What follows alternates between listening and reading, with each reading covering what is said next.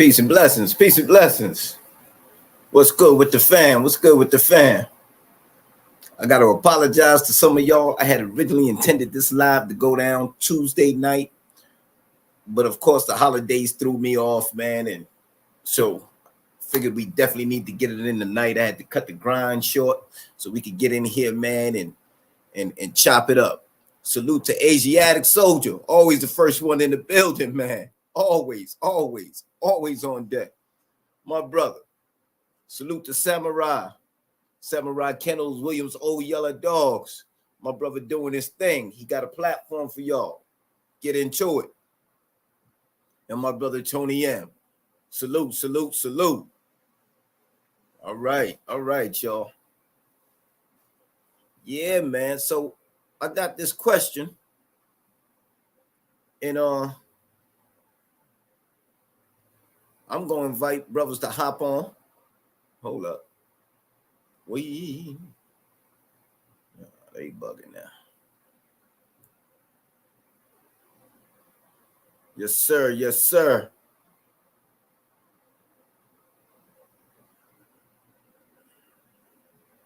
Show my banners. All right. The question for tonight is, can a cold dog be transformed? Why or why not? So I'm going to put this out there, man, and we could definitely get to chopping it up. Try to wait till a few more people get in the building. I just sent a invite out to Brother Soul Power, a couple of other people, just to kind of let folks know what's good. Let me see here.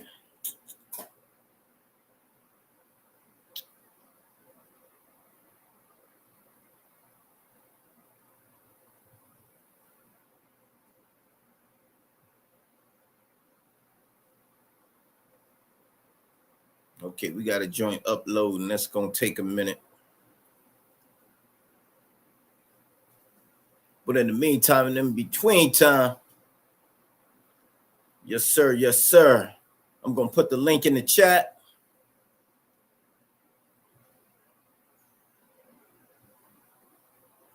I'm going to.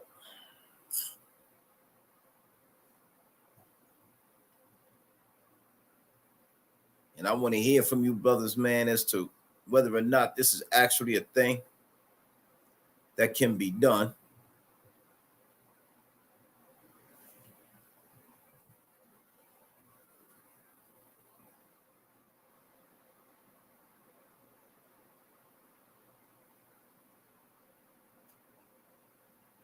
All right, there you go.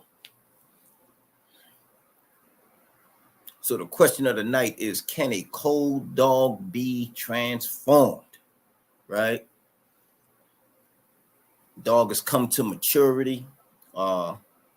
It's reached that age where, you should be seeing something from the dog, and the dog is just kind of not really interested. Can this be changed? Can the fire be ignited in the dog? Huh? Let's talk about that, man. Let's talk about that. Asiatic Soldier with the 9.99 super sticker. Peace and blessings, beloved. I appreciate that. I definitely appreciate that. Absolutely. Bro, you alone done bought a bag of dog food over the last month, huh? Like, that's what I'm talking about, man. That's how we support one another, man. That's how we truly show our love and appreciation for brothers taking the time to come on these platforms and really, offer what they have to the public, man. Not for nothing. It's kind of sad that people feel it's okay to do these kinds of things. And you have people, man, that make these comments. They jump on people's channels and pages, man, making these left-handed comments, man, these out of the way comments. And it really is somewhat it can be aggravating at times. Let's put it that way. Because this person would probably never say the things that they're saying to your face, right? So this social media platform has gotten people real comfortable with talking real crazy. And because of that, believe it or not, YouTube kind of, they've like, for example, the video I posted with Bull and Rayner going after the FERT poll, that's never been a problem in the past, but suddenly YouTube is telling me that these types of videos can't really they're not advertiser friendly or whatever, so it gets limited rotation, right? And that's because of the types of mindsets, the types of mentalities that tend to come in your comment section and express certain opinions, man, that are usually uninformed. So when brothers like Asiatic Soldiers step up with this 9.99 super sticker, man, that's always love and appreciation, because a channel that is monetized, that suddenly can't even show dogs going after the spring pole or playing with a rope together, suddenly that's a problem, right? Two dogs playing with the same rope is suddenly a problem. I don't get it. I don't get it. But yeah, man, this is what it is, man. My brother Inquisitive Jen in the building. What's good, family? So right out the gate, my brother Tony M says, let me just say, I think anything can be done, but not by anybody. Wow. That's powerful, bro. That's powerful. That is very, very powerful, man. That is very powerful. Let me see if we can't pin this joint for my brother here, man. No, we don't want to do that.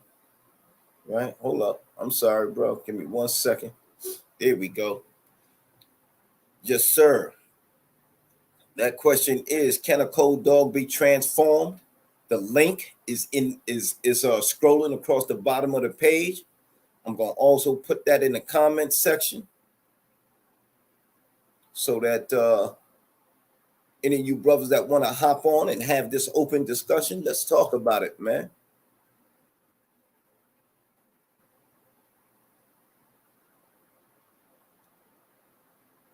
Indeed, indeed.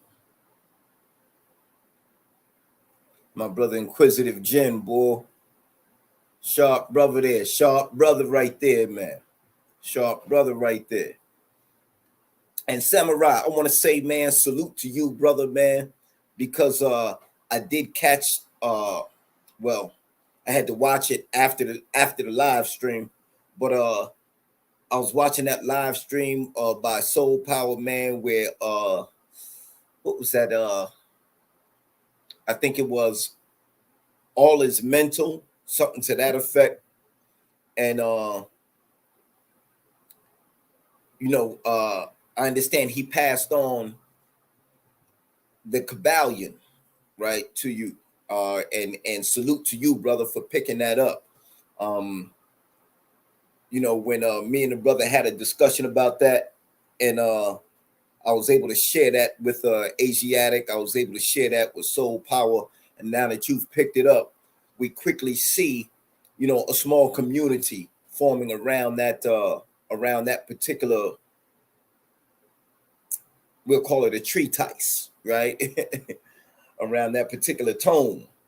And those teachings, bro, are, they go back a very long way. They go back to ancient Kemet.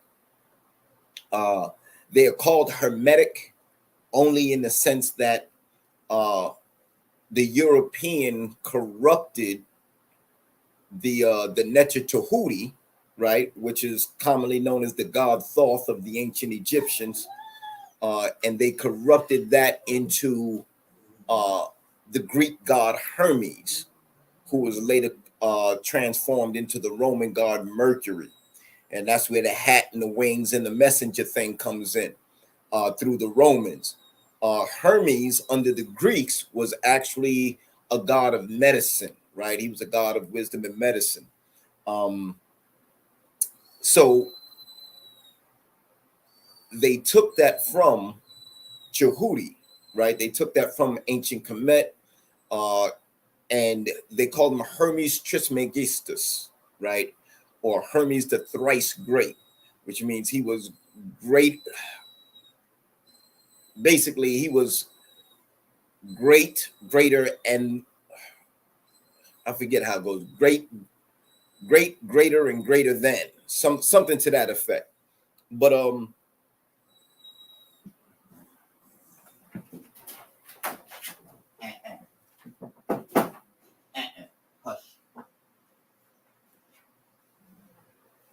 so that whole line of wisdom, right? That of wisdom teachings is actually alluded to in the Bible, right? In Proverbs, there's a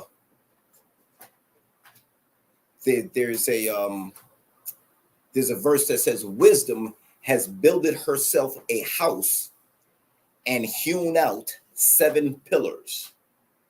But you never do hear, or you never do see anything further on that as to what those 7 pillars are.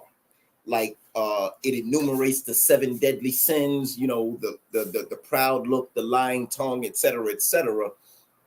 It never does enumerate exactly what those 7 pillars of wisdom are, right? And that is a direct reference to the 7 hermetic principles, right? Starting with mentalism, then moving into correspondence, vibration, polarity, rhythm, uh, cause and effect, and gender, right? So those are or when I say gender, that's your the principle of masculine and feminine, that all things have both a masculine and a feminine principle.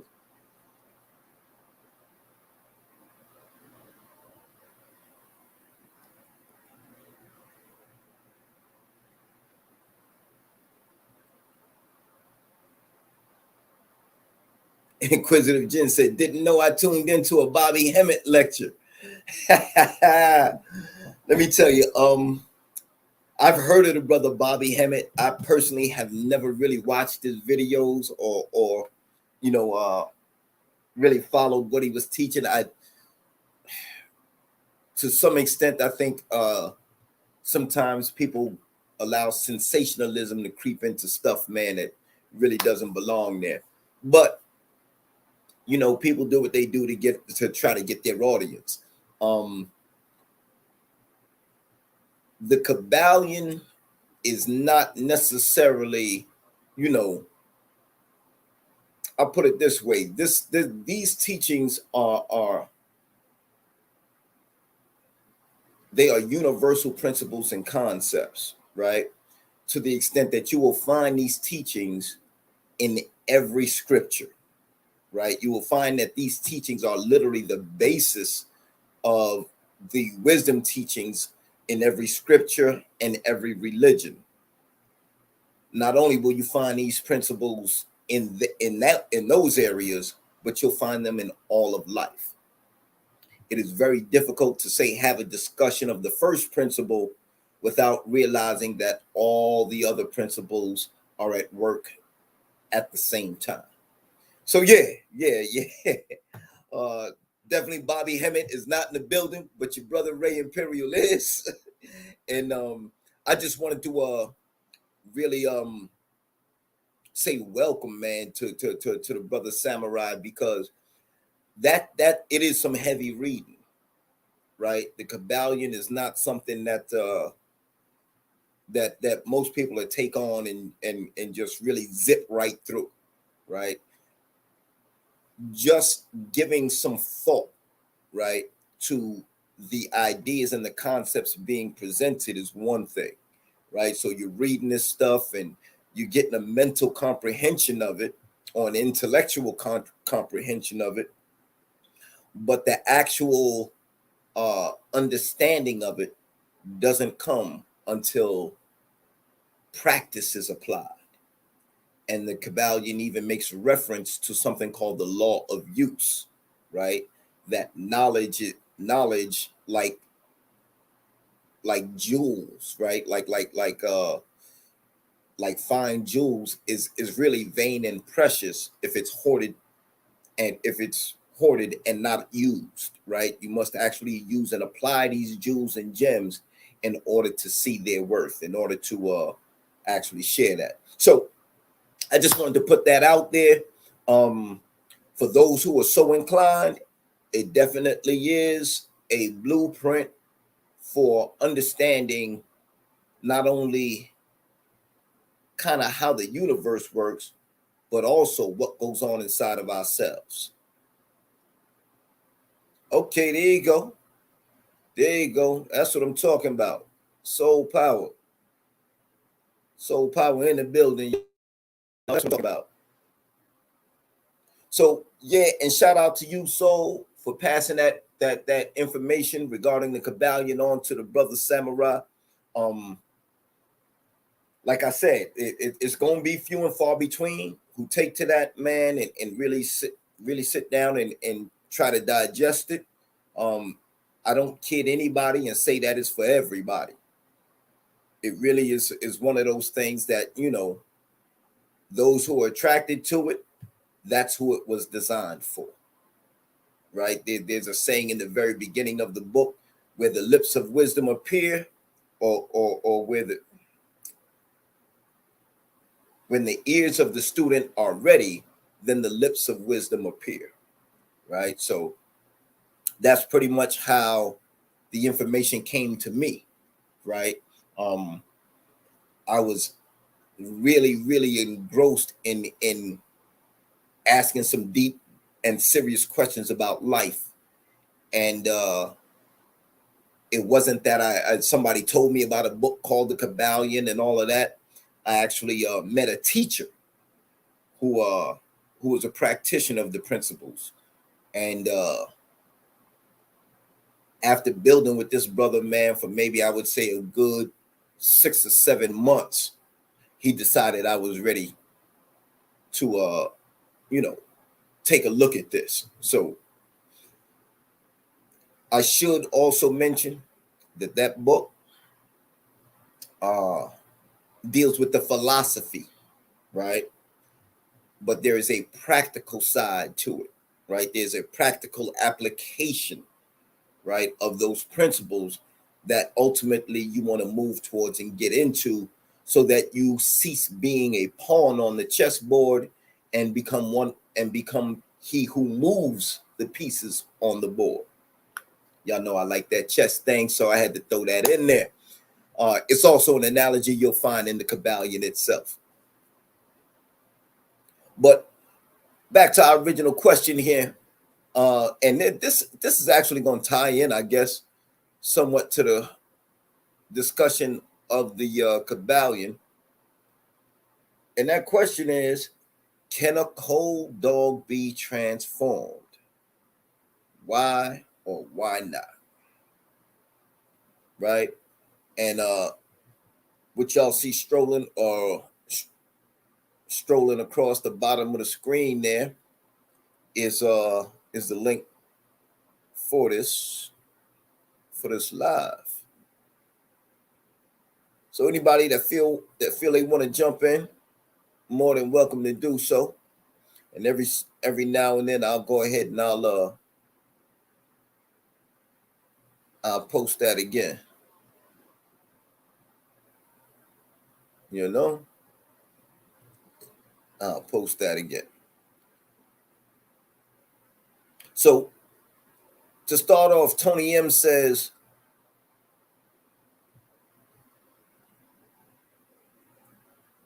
anything can be done, but not by anybody. And that's very true. So, Tony M, I would ask, what do you think it takes, right, to transform a cold dog, right? What does a person have to have in themselves, right, in order to be able to transform a cold dog?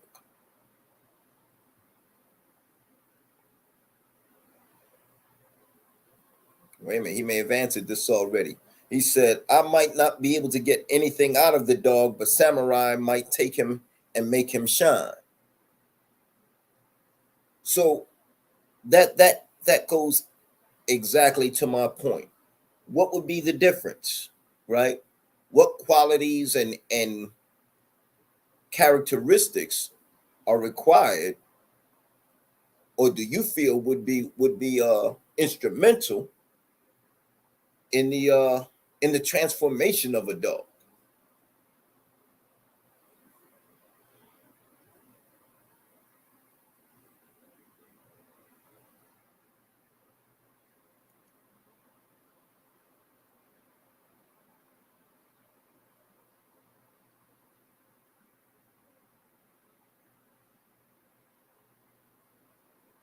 Shalom, good brother. Philly Dog Man 215 in the building. My brother from another mother. What's good with you? Shalom, beloved.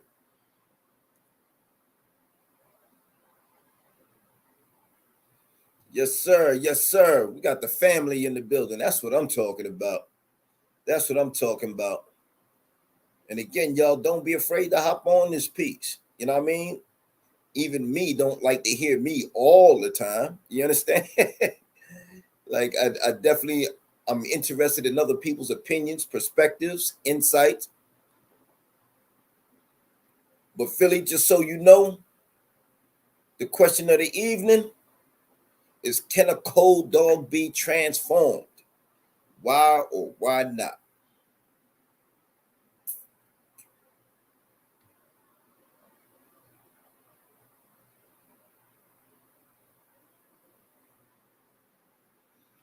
Philly Dog Man said, I'm chilling. What it is, good brother. You know, bro. We in here. We in here doing it for the people, man.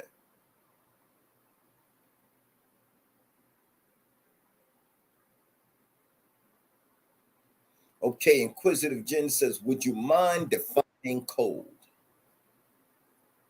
All right, brother Soul Powers in the building. All right, black man, I have added you to the stream. You can go ahead and unmute yourself. You good to go? Can you hear everything good? Loud and clear. All Blessings, right, word, all brother. right. Peace and blessings, man. My audio straight? Yes, sir. Yes, sir. We can hear you loud and clear, beloved. Yes, sir. Yes, sir. Peace and blessings. Salute to the chat. You feel me? Appreciate you allowing me to, grace your great platform, good brother. Well, it's always a pleasure to have the brothers, man. It's always a pleasure to have the brothers. Um, Yes, sir. Inquisitive Jen asked the question, would you mind defining cold? How would you define a cold dog? So I would say a dog that doesn't display any characteristics that we would deem as traditional to the APBT.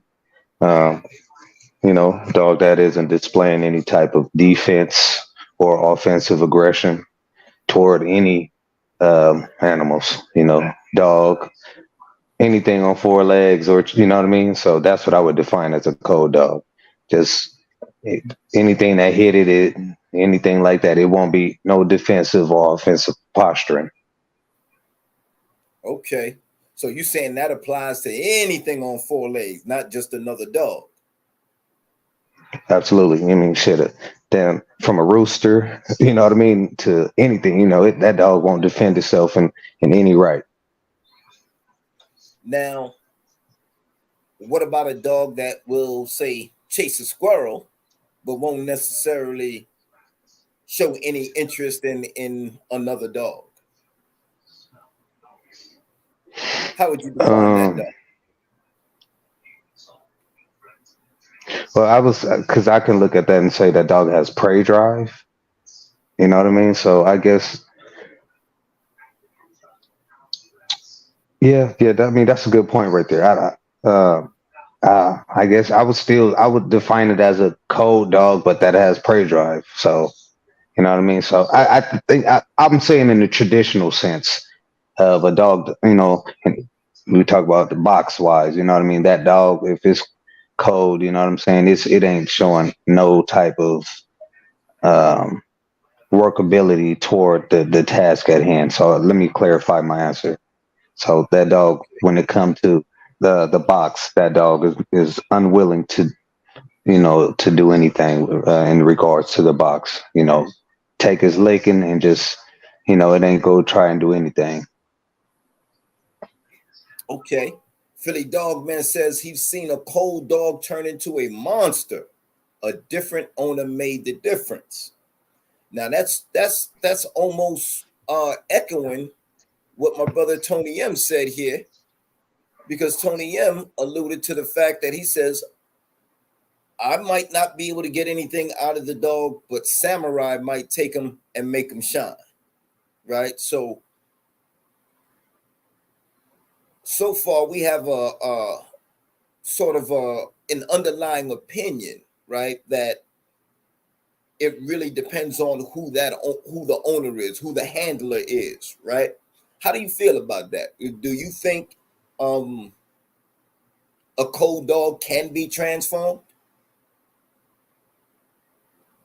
Yeah, I totally agree. Last night on my live, you know, I spoke on the fact that relationships are like a mirror. Um, and you know you it's a reflection, you know, from your children to, you know, your spouse, so on and so forth. And you know, our dogs are a direct reflection of who we are. If we are insecure or, you know, have any timidness about ourselves and shy, a lot of times our dogs will display and reflect that, you know. So absolutely, what one dog uh, might do under your care can be something totally different under someone else's care. You know, it's about the spirit, the time, and the tenacity of the said person.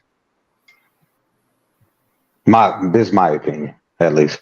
Absolutely. That's what we here for, bro. You know, I'm a firm believer that there are no absolutes, right? Everything is somewhat relative based on situation and circumstances.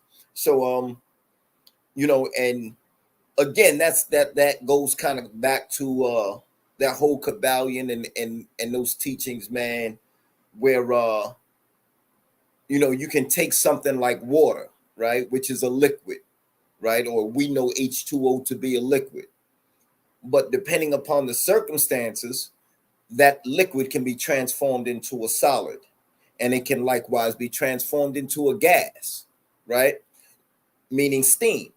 So it really is dependent upon the circumstances, how much heat is applied or how much heat is removed, right? Right. Environmental pressures.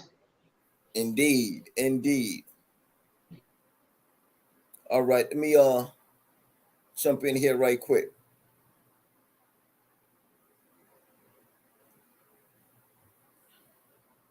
Philly Dog Man said, I believe that it was in it at a point, just needed to be pulled out in some cases, not all.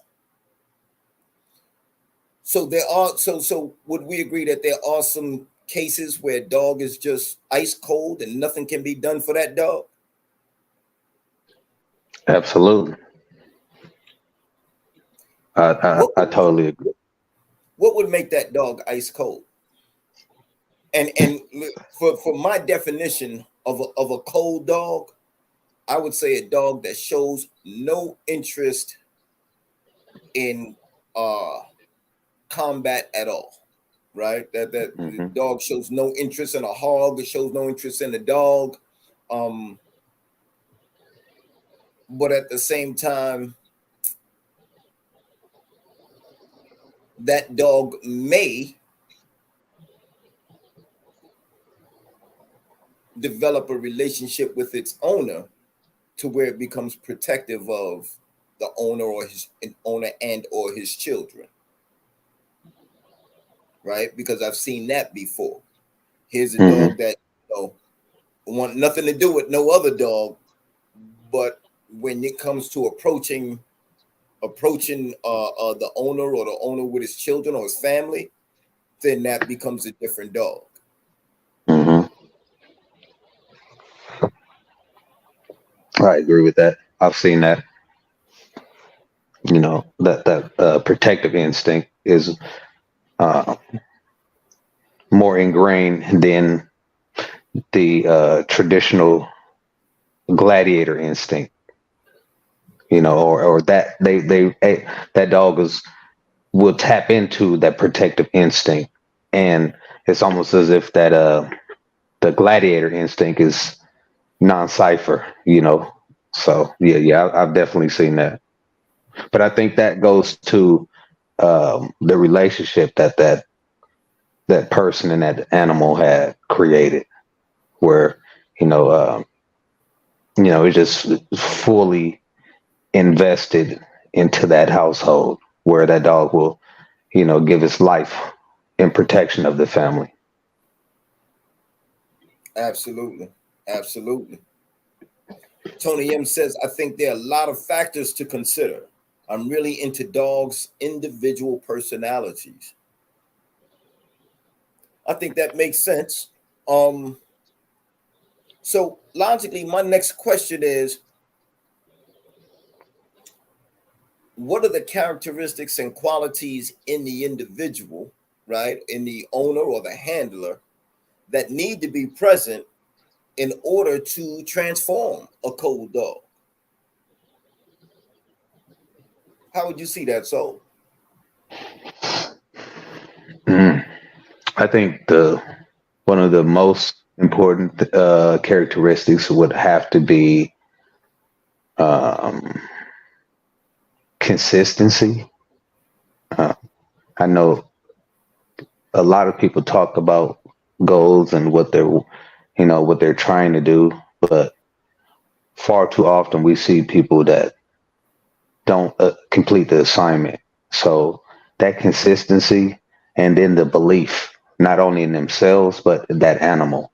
I think those are very critical characteristics.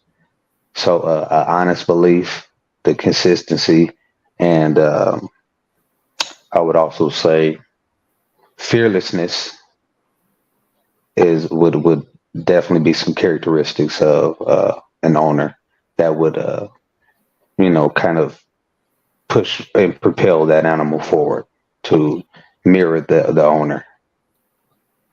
okay, okay, and how would that owner or handler convey their fearlessness to the dog so that the dog sort of catches it? It becomes infectious or contagious, and the dog actually picks up that idea of fearlessness. I think fearlessness is something that just it is. It's something you experience when you're around people who are fearless. You can't. I don't think it's one of those things that you can explain. It's just got to kind of happen in real time. You can kind of you know take captions of those moments where you say this person is fearless, but for me, it's really hard to define and explain it with any type of adjectives. It's more something that you just experience, and I would say just a risk taker. I guess that's how I would say it, a risk taker, and just unapologetic in their risk taking. And I think that kind of goes is how I would surmise fearlessness. So that's the best way I can think at the moment of how I would describe it. But most of the time, it's something that you experience when you're around people. It's just they exude that fearlessness. Shout out to Mad Who in the building. He said excellent comments, absolute excellent comments. And I do want to say that I do agree with my brother Tony M. That he says let's bounce all them opinions off each other. Makes it interesting, right? And I agree with you 100%. So How would you look at how would you explain fearlessness? so fearlessness for me is something that if I were to be perfectly honest, I would say that every individual fears something, right?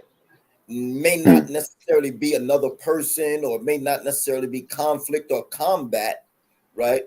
Uh, some people at one point in my life, well, even now, I can say I honestly have a fear of dying as just another statistic, right? Um, Mhm. there was a point in my life where I was literally kind of at a crossroads, and I was being accused of trying to make someone kill me. Literally, the man said, like literally, I was trying to make them kill me. So Wow, that's an interesting right, right, accusation right right. there. When the situation died down and I was left to myself, I had to ask that question: Do I give a? Do I care whether or not I die here and Mm. now under these current circumstances? And there was a scary part of me that actually said, hell no, right? Like, man, I could give it back right now and wouldn't give a damn. And then there was another part of me that spoke up and said, well, hold on there, young bruh. You know, you have a reasonable amount of intelligence and intellect, and you might Mhm. have something to offer the world, right? So Right. I was at war with myself over that. I was literally at Hmm. war with myself, and I had to come to a decision as to which of those voices I would listen to, right? And so I finally gave into that voice that says, hell no, I will never allow these motherfuckers to kill me and make me just another statistic without making some kind of stamp in this world I live in. Absolutely. So sometimes it takes facing death, right, to understand that there is a certain fearlessness, right? Right. I had no problem with going to war with these people I was going to war with at the time, right? Hmm. I was definitely outgunned, I just, I really had no wins, to the extent where I had called my peoples and told them, like, listen, this is a wrap here. You know what I mean? I'm not coming home from this one. And they told me to pump my brakes, whatever the case may be. But long story short, I was definitely in that mindset that, I didn't care. Now, is that considered fearlessness or is that considered recklessness? Right? It's a fine line between the two. But Right. Right. Right. I mean, I would add. I think fearlessness. The difference between fearlessness and recklessness is the being calculated. absolutely, You know. absolutely, So, absolutely. which I think that is the fine line between the two. Both of them Let's can the let's perception of it. Mhm. let's take it here. The movie, the Spartan 300, right? Right. That dude, King Leonidas, right? King of the Right. Spartans. Hmm. Was he fearless or was he reckless? No, that was fearless. I mean, because he did it with a purpose. His he had a calculated end goal. So Now, what was his it would calculated end goal? if we die here, for one, it's a warrior's death, which is a beautiful thing in their culture. But two, it shows that uh, the might of the so it was really 3,300. A lot of people don't know it wasn't just 300. There's 3,000 other Greeks along with the 300 cats from Sparta. So it's 3,300. But what it showed to to Spartans was if 300 Spartans were able to impose their will against this mighty army of the Persians. Imagine if all of our forces, if we come together and we calculate it, so we go have this death to push forward the narrative that hey, we can defeat our enemies if we're wise about it. So they had their strategy. They used their strategy. Those 3,300 were able to fend back the Persian army for a said period of time and ultimately, the end goal was for the higher officials to see that you know with just this small army, we made noise.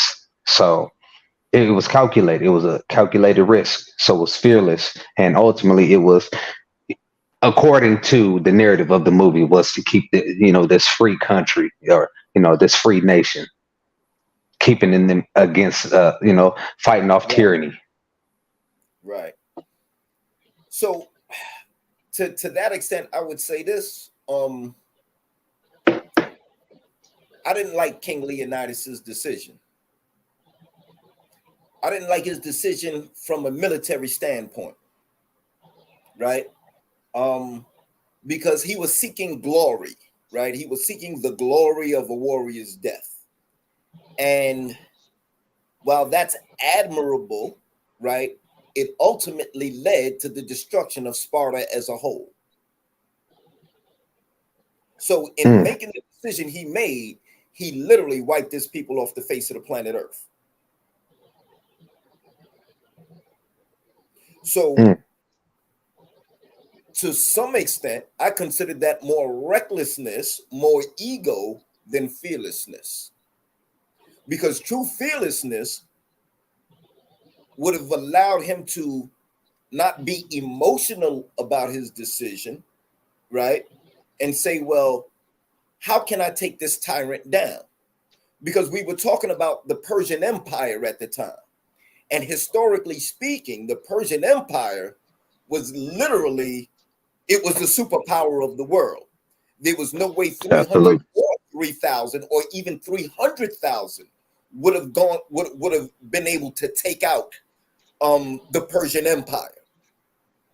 Little known fact of history, the archers, right? If you remember in that if you Hmm. remember in the movie, they showed the That they would archers blind out the sun with their uh, arrows. right, so many arrows that it literally darkened the sun, right? It made Hmm.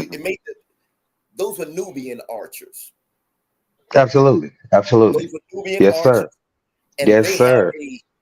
they have a literal track record in history, right? Where they have Yes. never been conquered, they've never been invaded, and every ancient empire at the time sought to enlist Nubian archers in their army. That's just a little fun fact. Yes. So, Yes. but it was those archers, right, that literally was the undoing of King Leonidas and the Spartans. When they released all of that, right, there was no real defense that they had against it except to hold them shields up. And then once those shields had been pretty much compromised, it was pretty much all over, right? Um, and it's a lot like playing chess, right? You neutralize the enemy's uh, uh, strongest defense or strongest even attack, right? Or it's the strongest attacking pieces, Hmm. and you slowly and once you've done that, it's only a matter of time before that king is in your pocket. So yeah, that's just a little thing of mine. But I Oh yeah, definitely yeah, yeah. appreciate I your mean, perspective on that. right, right, right. I mean, so many layers to it because I mean, when you look at Sparta, they were having they had a birth rate issue because of the lifestyle that they were living. They practice hardcore homosexuality in Sparta, so they had a whole bunch of things that contributed to the fall of their society. So that was just the camel that broke the straw that broke the camel's back was the Persian army.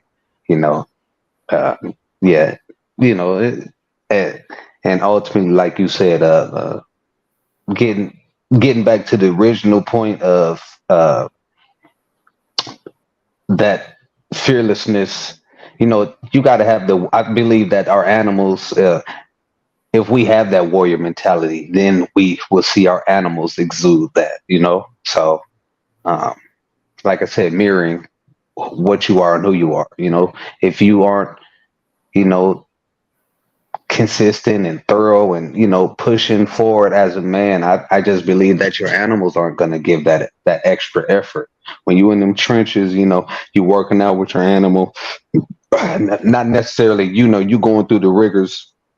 Yeah, let's say you're putting your animal through a keep. You necessarily might not be doing as much physical work, but you in those trenches, inspiring that animal.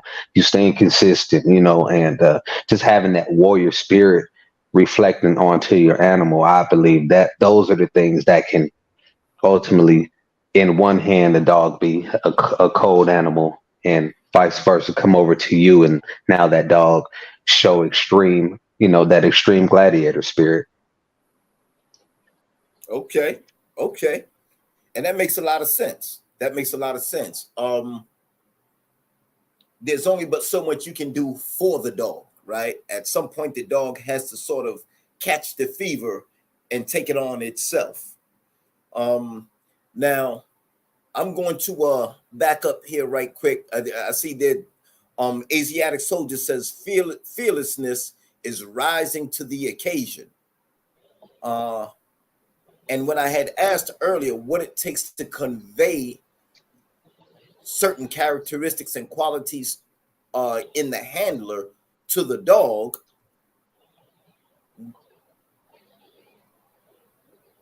No, I Tony agree M with said that, Tony. Tony M said number one is patience, right? Uh,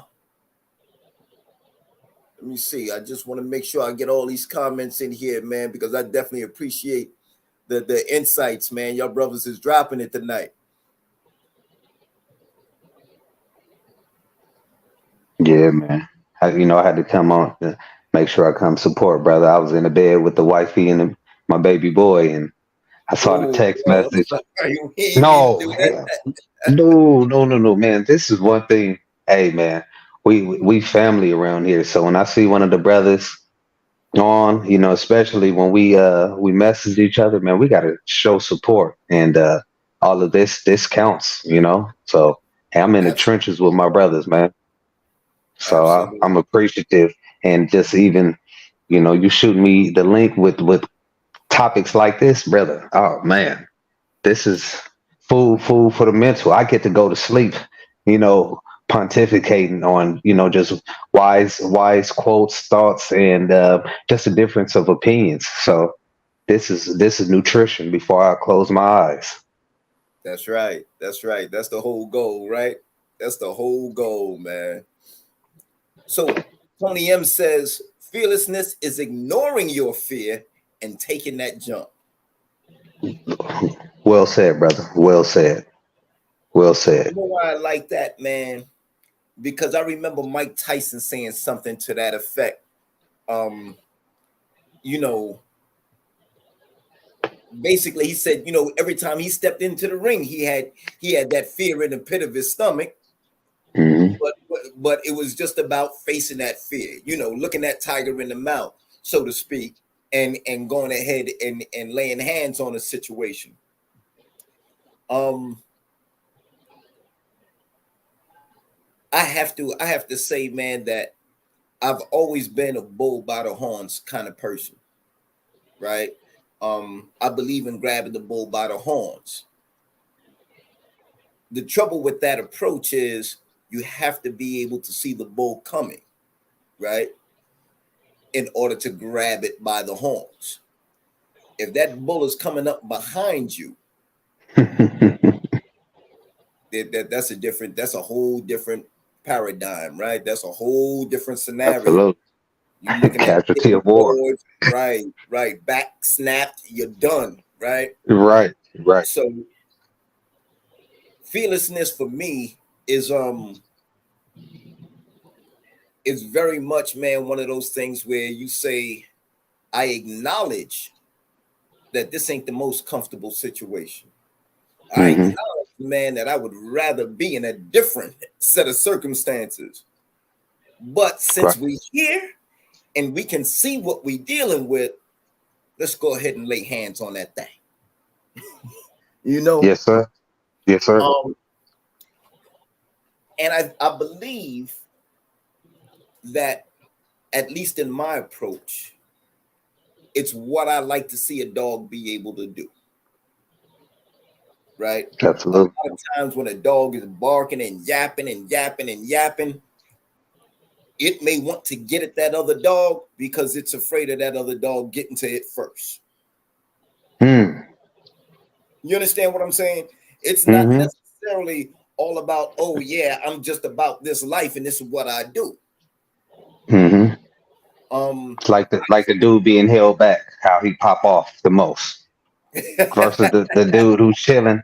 Like, okay, you step over right, here, I'm gonna show you something, partner. right, let him Oh, go. this, that, and the third. Why, bam, you lucky, you lucky. I say let that man go and see if he bite as hard as he bark. Here you go. Cause yeah, that I see where you're going with that. Now Tony M throws in another question. Here's a nice little sidewinder for you. Do you Hmm. think a dog can choose to be cold? Whoa.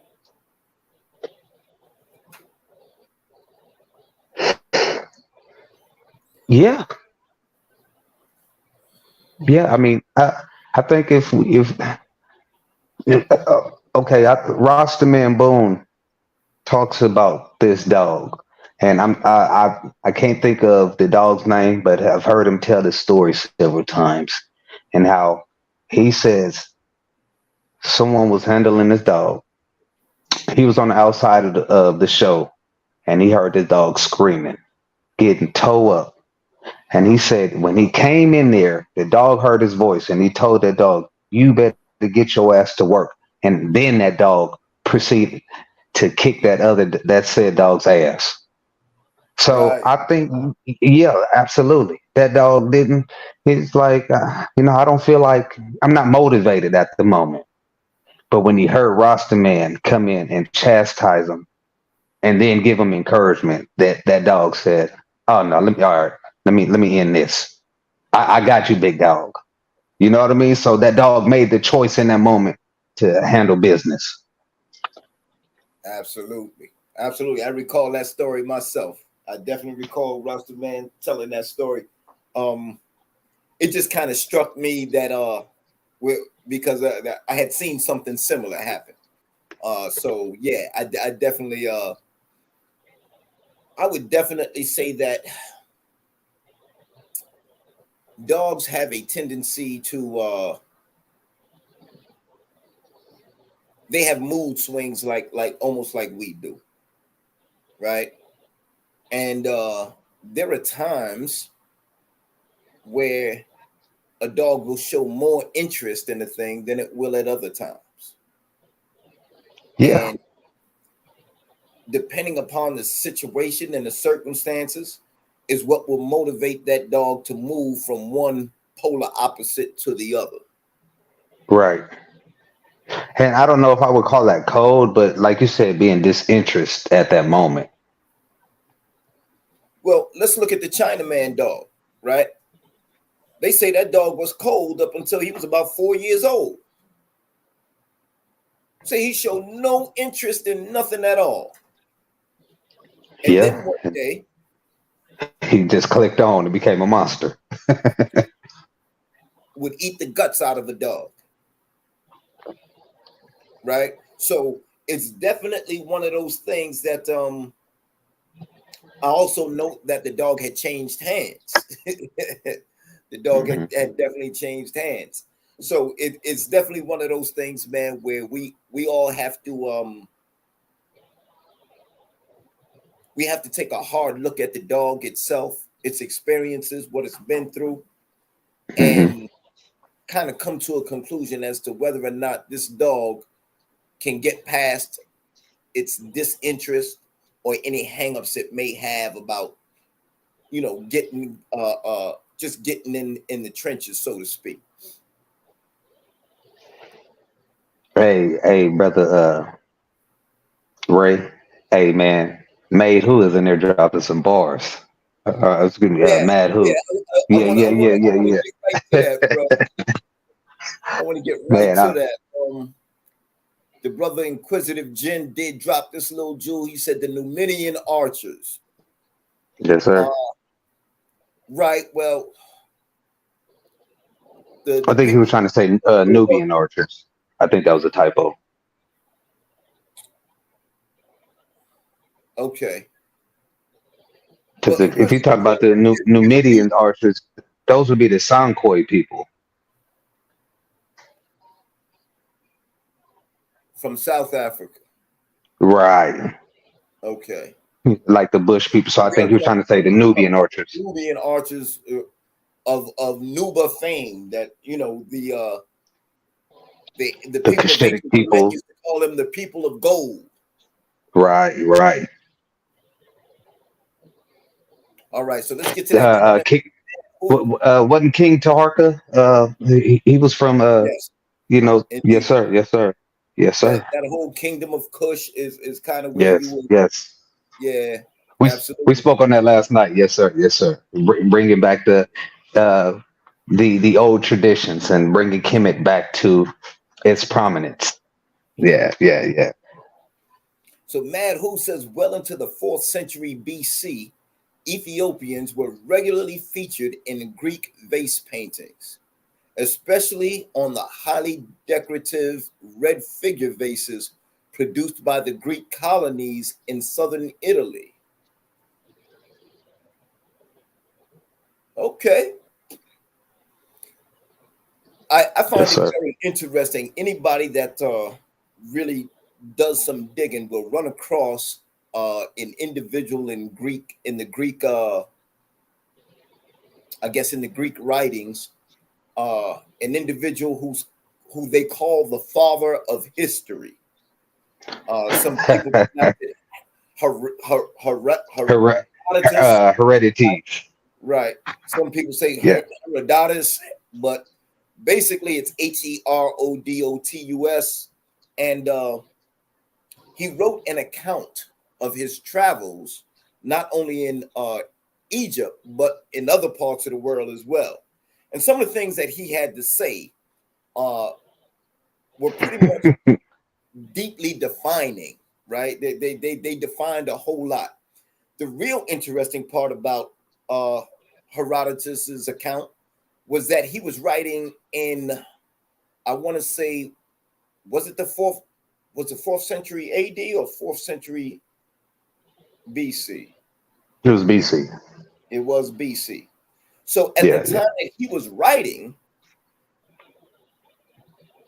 the Kemetic civilization, right, uh, It was in its on glory. its arc of fame and so forth, had pretty much come and gone, right?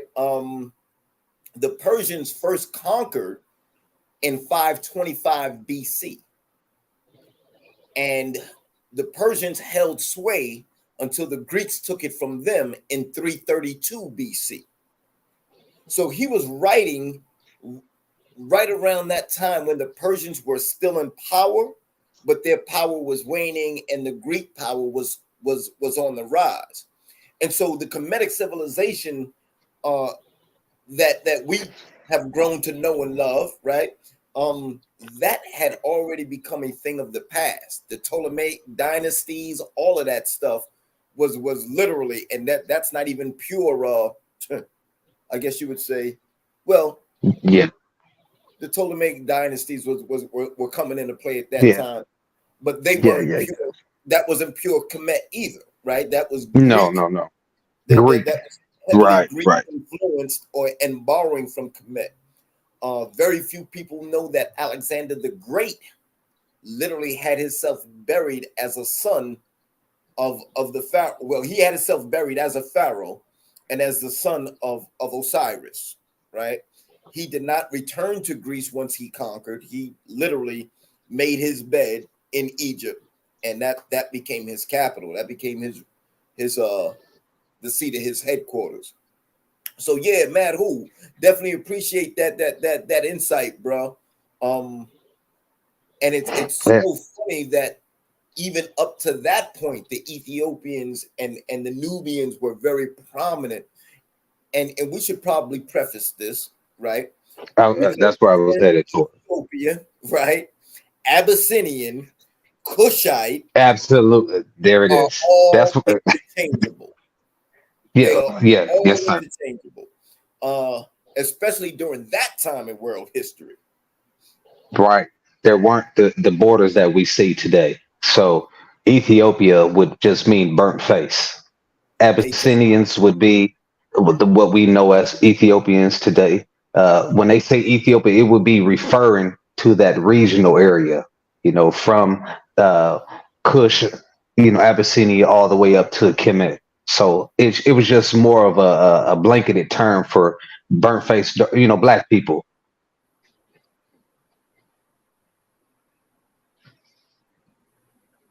All right. Now, let me see something here. Mad Who says, although one tomb painting from a Greek cemetery near Paestum in southern Italy shows an Ethiopian and a Greek in a boxing competition. So when you really listen to the account that Herodotus gives of history and his travels in Egypt, and he makes it very plainly. He says the Greeks, everything that the Greeks have by way of their religion and their gods, they got from the Egyptians. He states that unequivocally, blatantly, with no shame, no reservations, no exceptions. Mhm. And it's always interesting to kind of read his account, because he was quoted as saying, um, uh, of all the peoples, the Ethiopians or the Cushites were the most handsome or the most beautiful of peoples. Um, the disregard or the how should I say, the derisive nature that or the derisive viewpoint that is currently held of the African and the dark skinned peoples of the planet was not necessarily a thing back then. Back then, it was the complete opposite. That they were considered, literally, Kemet was considered the land of the gods, right? It was considered a land that was blessed, uh, just based on the strength that the Nile overflowed its banks every year in conjunction with the rising of the star Sirius. So it was kind of an automatic, right? And they considered that flowing of the Nile, which fertilized the banks of the Nile River, and they knew when that star appeared in conjunction with the rising of the sun, all they had to do was go out and sow their seed, right? Go out and Absolutely. plow and sow, and the Nile would Mhm. take care of the rest. So Yeah. the land was considered blessed. It was considered the land of the gods for that reasons, or for those reasons. And the entire Nile Valley civilization, that entire Nile Valley culture, right, from the beginning of the mountains of the moon, right, where the Nile has its source in the mountains of the moon in Uganda, flowing northward to the Nile Delta, was literally considered like almost holy land. And so we find that your Pythagoras, your Socrates, your Alexander's tutor, I believe that was Aristotle, if I'm not mistaken. They all studied in Egypt and then brought the knowledge home to Greece. Yes. Socrates was accused of teaching a foreign doctrine. He was literally arrested and imprisoned, right? And then they kind of forced his hand to commit suicide while he was in prison, because he said this doctrine that he was teaching was a foreign doctrine. It was not familiar. Why would that have been? Why wasn't he teaching Zeus and this one and that one and that one? Because he'd studied in Kemet and he brought home that true knowledge and wisdom and understanding. And so they said he was corrupting the youth with those teachings and turning them away from the gods of Greece.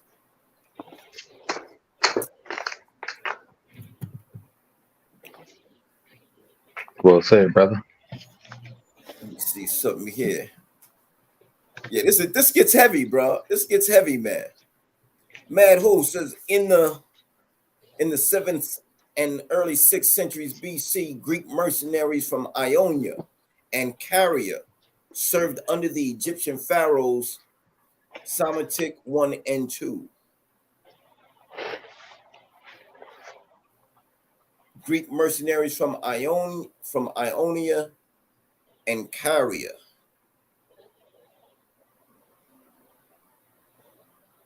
Seventh and early sixth centuries BC. So that puts us just before the invasion of the Persian Empire. And that kind of brings us full circle to that whole thing with Sparta. Because at that time, Persia was literally they were steamrolling, bro. They were Yeah. steam. Superpower. If the movie is any real indicator, well, let's just say there was a part in the movie where Leonidas was offered the opportunity to become A vassal state. Xerxes' personal guard, right? He and his Hmm. Spartans would be Xerxes' personal guard. They had proven themselves to that extent. And I thought it was at that point that he should have bowed the knee. Why? Because setting your ego Self-preservation. aside. I'm sorry? I was just adding to what you said. I thought you were asking me why. I know Yeah. self-preservation. Let's go with that. Why? Why would Yeah, they I have just think time to bow the knee? self-preservation. You know, you look at the Persian Empire. What they offered to these places was vassal kingdoms, where you get to run your state. Your country, whatever that is. As under the rule under the guise of Persia, but you get your culture intact. Only thing that we ask of you is be of service when we call for times of war, and you know that's pretty much how Persia was operating. They weren't coming in and taking away cultures from the people. Mostly, that's why. I mean, when you look in the Bible, that's why the Jews were able to still operate under the Persian Empire and still retain their culture. In fact, that was not unusual of many empires at the time. Um, Right. they would go so far as to, those states with or countries and cultures which they conquered, they would exact a certain amount of tribute Hmm. soldiers, right? And those soldiers would be sent from that conquered culture and sent to the Persian army or even the Roman army, and they would be made to fight as legions in that particular Hmm. army on behalf of the Persian Empire or the Roman Empire. So Hmm.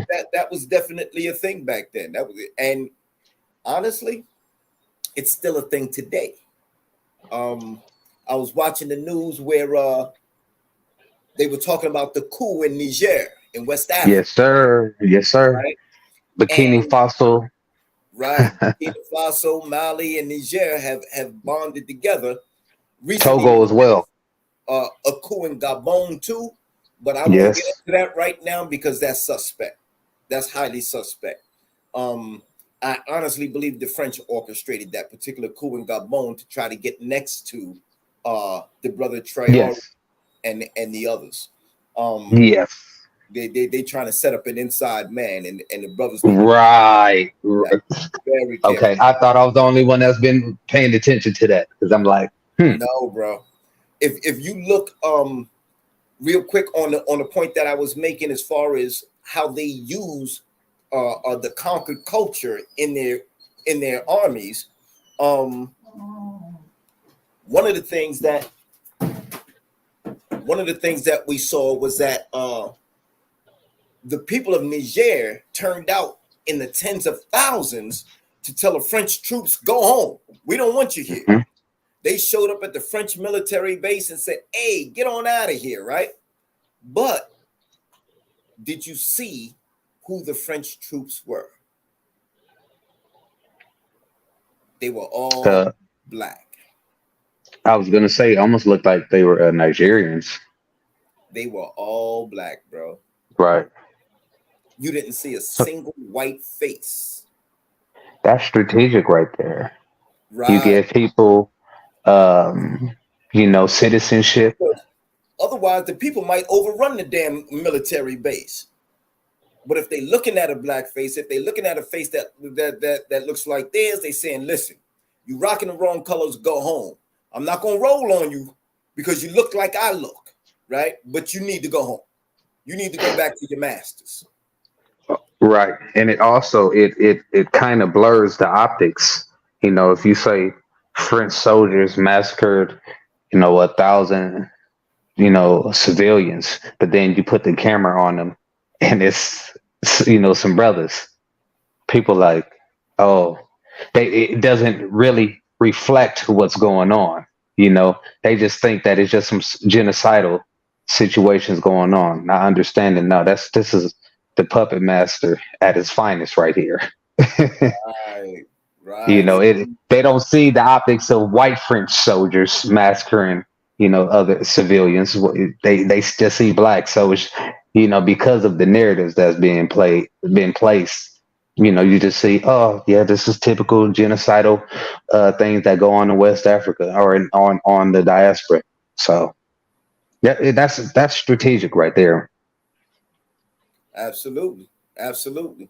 So it's a thing that's always been done throughout history. That's the only point I'm really making on that. Um, I want to shout out my brother Yellow One in the building. Good to see you in the building, bro. Peace and blessings. Uh, Salute, salute. I do want to say, kind of my condolences, bro, on that situation with the litter. Um, the brother posted a video, man, regarding what we was talking about last week when he was saying the dog had a discharge, right? Um, and ultimately she gave birth to the puppies prematurely. Uh, so she pretty much destroyed the pups, uh, you know, and so it didn't turn out. But he said the bitch is fine. You know what I mean? She's in good health. She did get all of that out of her. So there's always the next go around, God willing. You know what I mean? There's always the next go around. So shout out to the brother Yellow One, man, and we appreciate you, beloved, and know that we got your back, bro. We with you.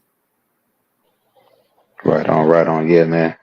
Hate that you went through that, brother. Taking them L's with the puppies.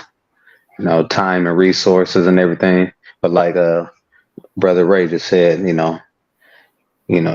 got the health of the female still here, and she's known to be a producer. So eventually you can run that back. So that is the blessing right there.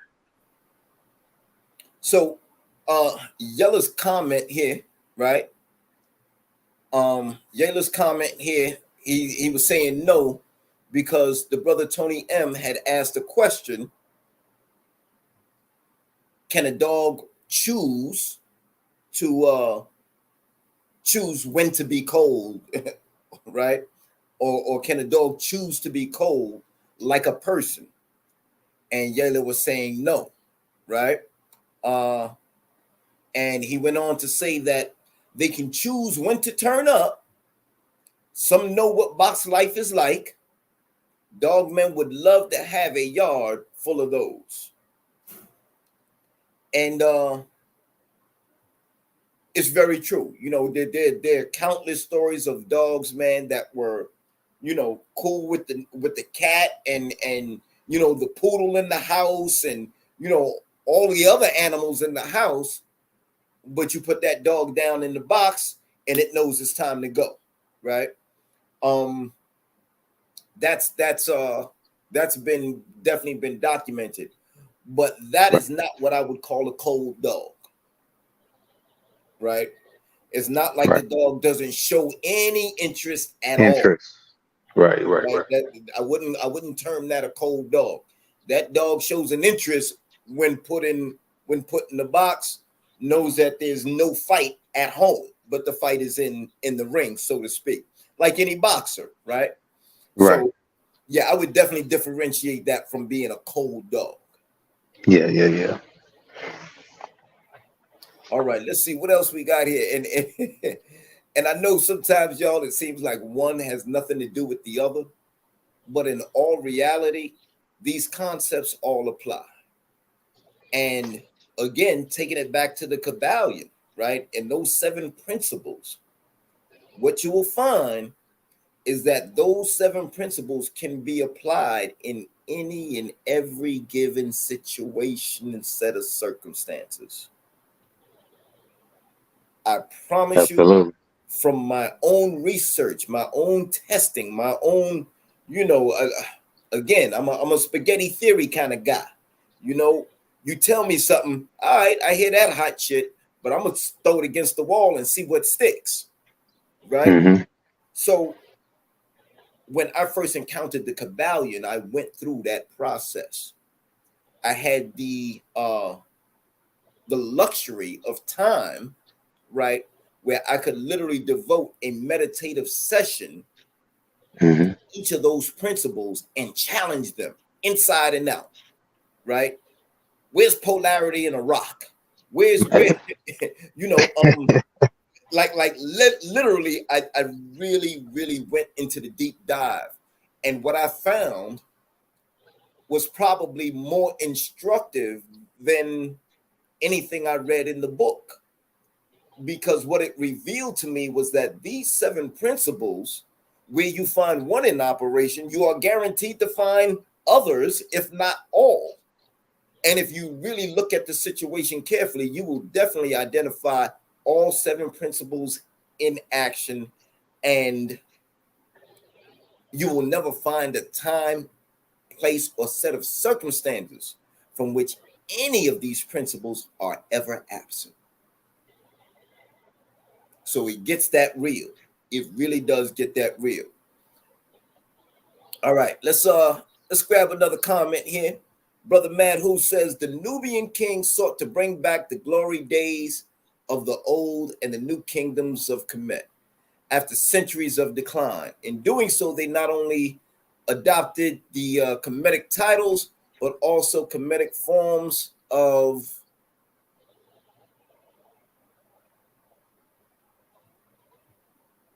Man Who. The only place I would disagree with you there is that it it has been shown that the culture of Osar, right, Osiris, and the worship of Osiris actually started in the south. Hmm. It actually started with those cultures that we call Nubian, Kushite, etc., etc. So, in fact, what you very rarely hear about is in the Sudan. There are dozens, at the very least, dozens of pyramids in that step pyramid formation. Uh, Many more than Egypt. and they are all considered pretty much older than the Great Pyramid of Giza. No So question. um, definitely, even the people of Kemet themselves said that their They origin, came from the south. right, was they came from the place, from the origin of the Nile, and that is firmly in Uganda. That is firmly in Uganda at a place called the Mountain of the Moons, or the Mountains of the Moon.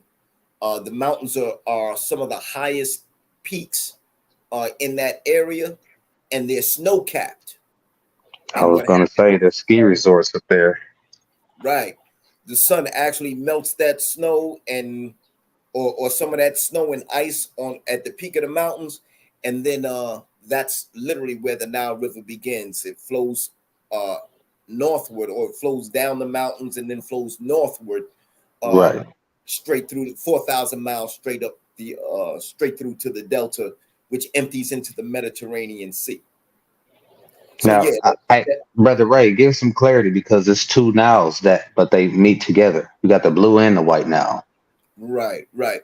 So the Blue Nile originates, or has a source of origination in Khartoum, in what is called Khartoum, Sudan today, right? That's called the Blue Nile. Uh, the Nuba people, right, have named that branch of the Nile, the Gihon. And for my Bible readers, you will note that in the Garden of Eden, it is said that there were four rivers. There was the Tigris, the Euphrates, the Euphrates. Kishon, and the Gihon. Well, the Gihon is literally that branch of the Nile that we call today the Blue Nile. And it was named so by the people of Nubia. So another little fun fact there, right? Now the White Nile is where is the difference being that the Blue Nile, they call it the Blue Nile because it's a lot calmer. The White Nile coming from the mountains of the moon, straight rapids, right? At a certain point, you really can't necessarily think you're gonna kayak your way through that. You know, that's not a riverboat cruise at the very beginning. So yeah, just that part right there. Right. Let me see what else we got in here. Oh, Matt, who said, sorry, it is the black pharaohs that were recorded as good and just in the Bible. Back to dogs now. Sorry. Gotta respect Right on, brother. that. Right on. Yes, I sir. gotta respect that, man. Absolutely. But yeah, there are very many stories in the Bible which allude to that, right? The story of Abraham when he was going hungry, right? He wandered into the land. He and his wife went into the land of Egypt, and he told his wife before they went in, listen, you cannot tell these people that you're my wife. You have to tell them that you're my sister, right? If you tell them that you're my wife, they may like you and want to get rid of me, right? They may kill me on account of that. But if you tell me my sister and they like you, then they're gonna treat me well on account of you being my sister. Right. The painful part about this story is that both were true. She was his sister first, and he made her his wife, which I believe, although the Bible doesn't state, is probably the reason he had to leave Sumeria, right? Because Sumeria, we know today, the land Brother Ray. was a Now, civilization that was on par with that of Kemet. And Brother Ray, you about to have the Hebrews coming for you because they disagree with that right there. Hey, look, and Asiatic said, we it's in might see you on Sonetta. He said, we might see you on Sonetta. Uh-oh. Brother Ray, you about to have the Hebrews coming for you now. You're talking about some incest. Because they firmly deny that right there. Well, it's difficult to deny what's in the scripture. If you read the same Bible I'm reading, it's right there. Yeah, I'm with you. It's right there. So, you if you can bring me chapter and verse that says this is not true, then I have to kowtow. But at this point, you understand, it's right there in the scripture. But yeah, I'm just a person that reads between the lines, right? Right. There is no logical reason for a man to leave his family in a civilized society and go wander into a wilderness where he experiences famine, lack of water, and is basically facing death every day. Except the fact that he took his sister to be his wife. And that probably was not accepted in a civilized society. One of the reasons you find that the Israelites painted the Egyptians in the light that they did, according to the scriptures, right, is because the Egyptians at that time held shepherds to be an abomination. Right? They didn't rock with all that, you sleeping with sheep and camels and and all of that. Like that was not a thing. You understand? Yeah. So when Joseph, according to the Bible, invited his brothers, he revealed himself to who he was. He was sitting at the right hand of Pharaoh, and he invited his brothers to come and stay in the land of Egypt with him. The very first thing that they told him was, your brothers can't eat at the same table you eat at. Right? That's a no-no. They have to be given their meal separately. Right? Because shepherds were an abomination unto the Egyptians, quote, end quote.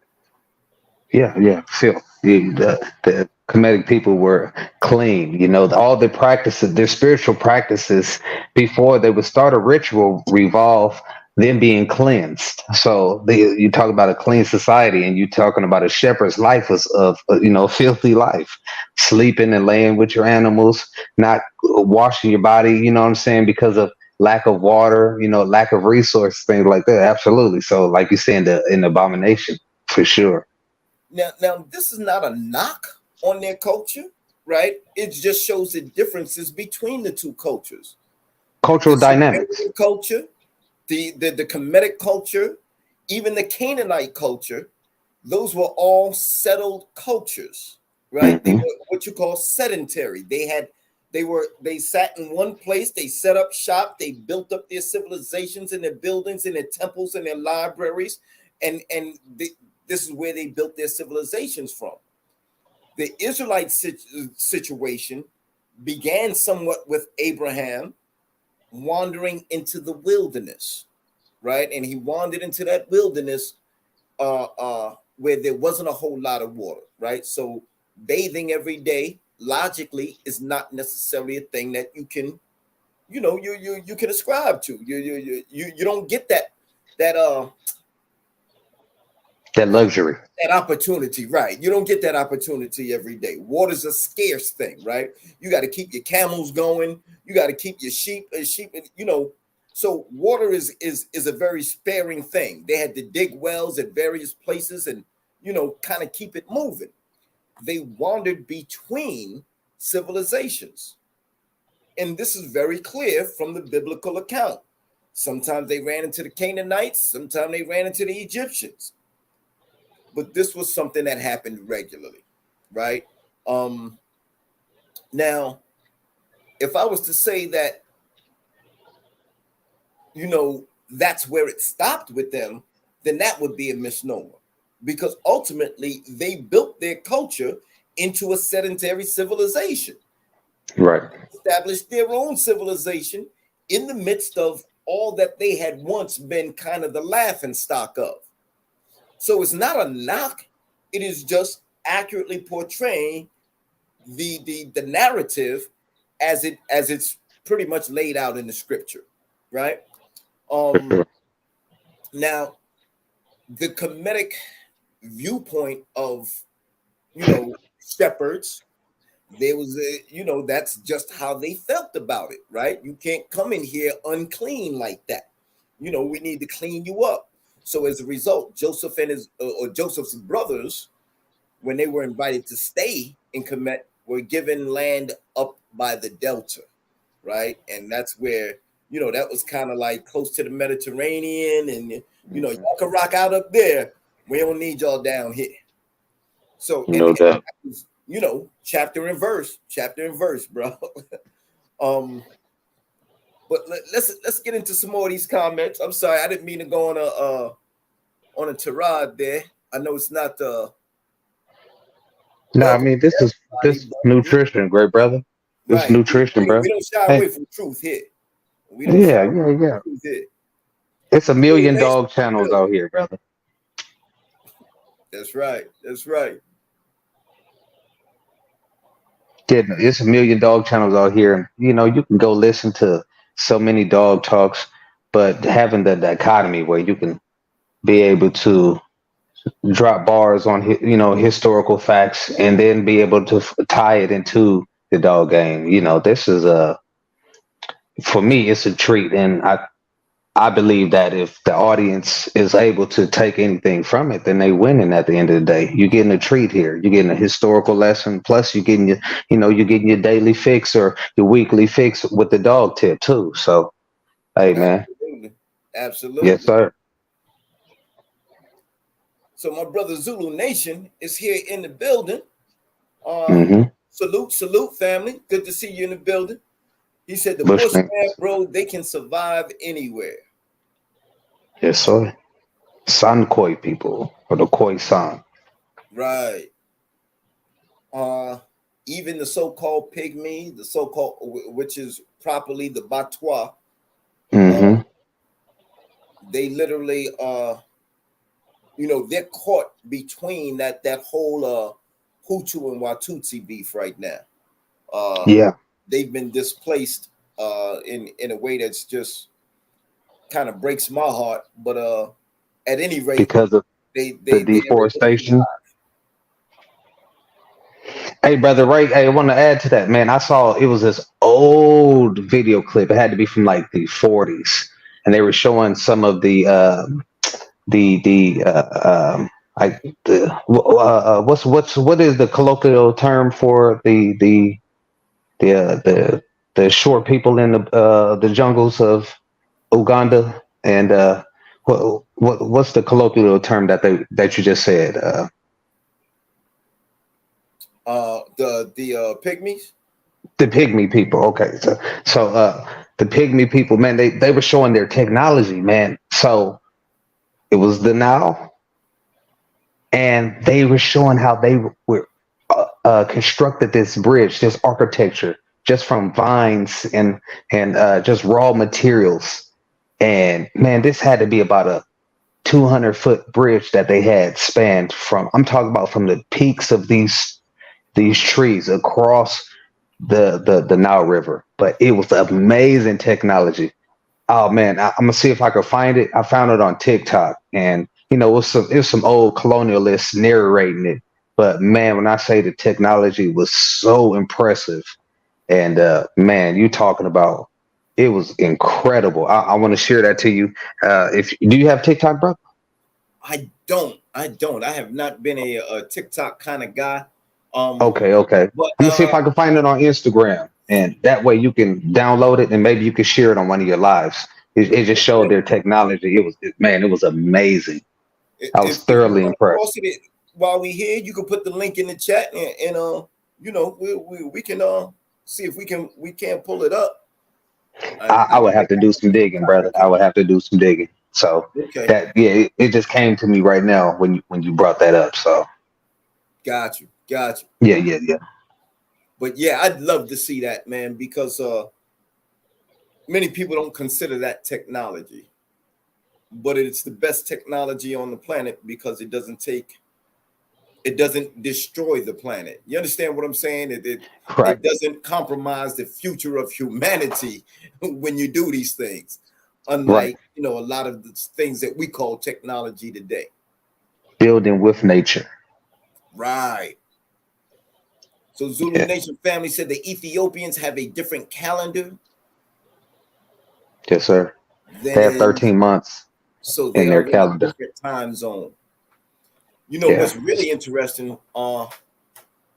The ancient the ancient Commissions or the people of Kemet, they they had a completely different world orientation. Literally, if we were to compare how we live today compared to how they lived back then, we'd have to say we're living upside down, right? right. We're living backwards. What Because they they call said north, was what south. they called upper, right? Upper Kemet Yeah, was actually in the south, closer to the right, origins of the Nile River. And then what they called south, or yeah, what they called south was or lower Kemet is what we would call north, up by the delta. So yeah, completely different, 100%, 180, right? 180. So yeah, yes, it sir. is it's very interesting to see that we in the Western world, having adopted Western norms, um how far removed we are from where we originally started. Right. uh It's 2015 in Ethiopia. I'm not bullshit. It's that's serious 2015 business. in Ethiopia. That's serious business, man. All right, so let's get into my brother 40th Street Black in the building. He says the American Pit Bull Terrier must take on the characteristics of its owner and vice versa. Okay. A man with two left feet cannot own this breed, period. you know, I've yeah, I pay attention to all the boards and all that kind of stuff, man. Um, and a lot of times I don't comment on much of the stuff that I see. I leave people to their opinions, and eventually time and experience will kind of reveal certain things to them. But there are some people who have gotten to be snobs with this breed, if that's possible. And I don't know how you can become a snob and be a pit bull owner, but like that's definitely what I'm seeing a lot of nowadays. The pity, the fur moms, the fur baby concept, man, that is really starting to, it's becoming all too pervasive and equally repulsive. Yeah, it's kind of dangerous too. You know, Uh-oh, wait a minute. We got some controversy in the building. Wait a minute. My brother Zulu Nation family said Jesus too is an Egyptian. Got raw 12 disciples, walked on water, virgin mother, rose from the dead, and this is why a lot of pictures, Jesus has a son behind him. It's all astrology, honestly. Ooh, bruh. you go I'm gonna start a say war this, in here. right? I'm gonna say this. In my study of the world scriptures, what I have learned is that you can recognize the authenticity of what is written in a scripture by the number of levels upon which it holds true.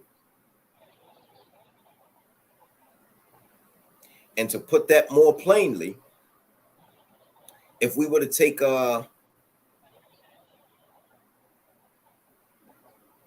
the story of let's just say Jesus, right?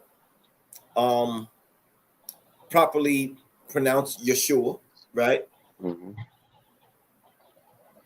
It can be said that he was actually a living figure in history, right? Hmm. Um, Although we don't have any historical evidence to that effect.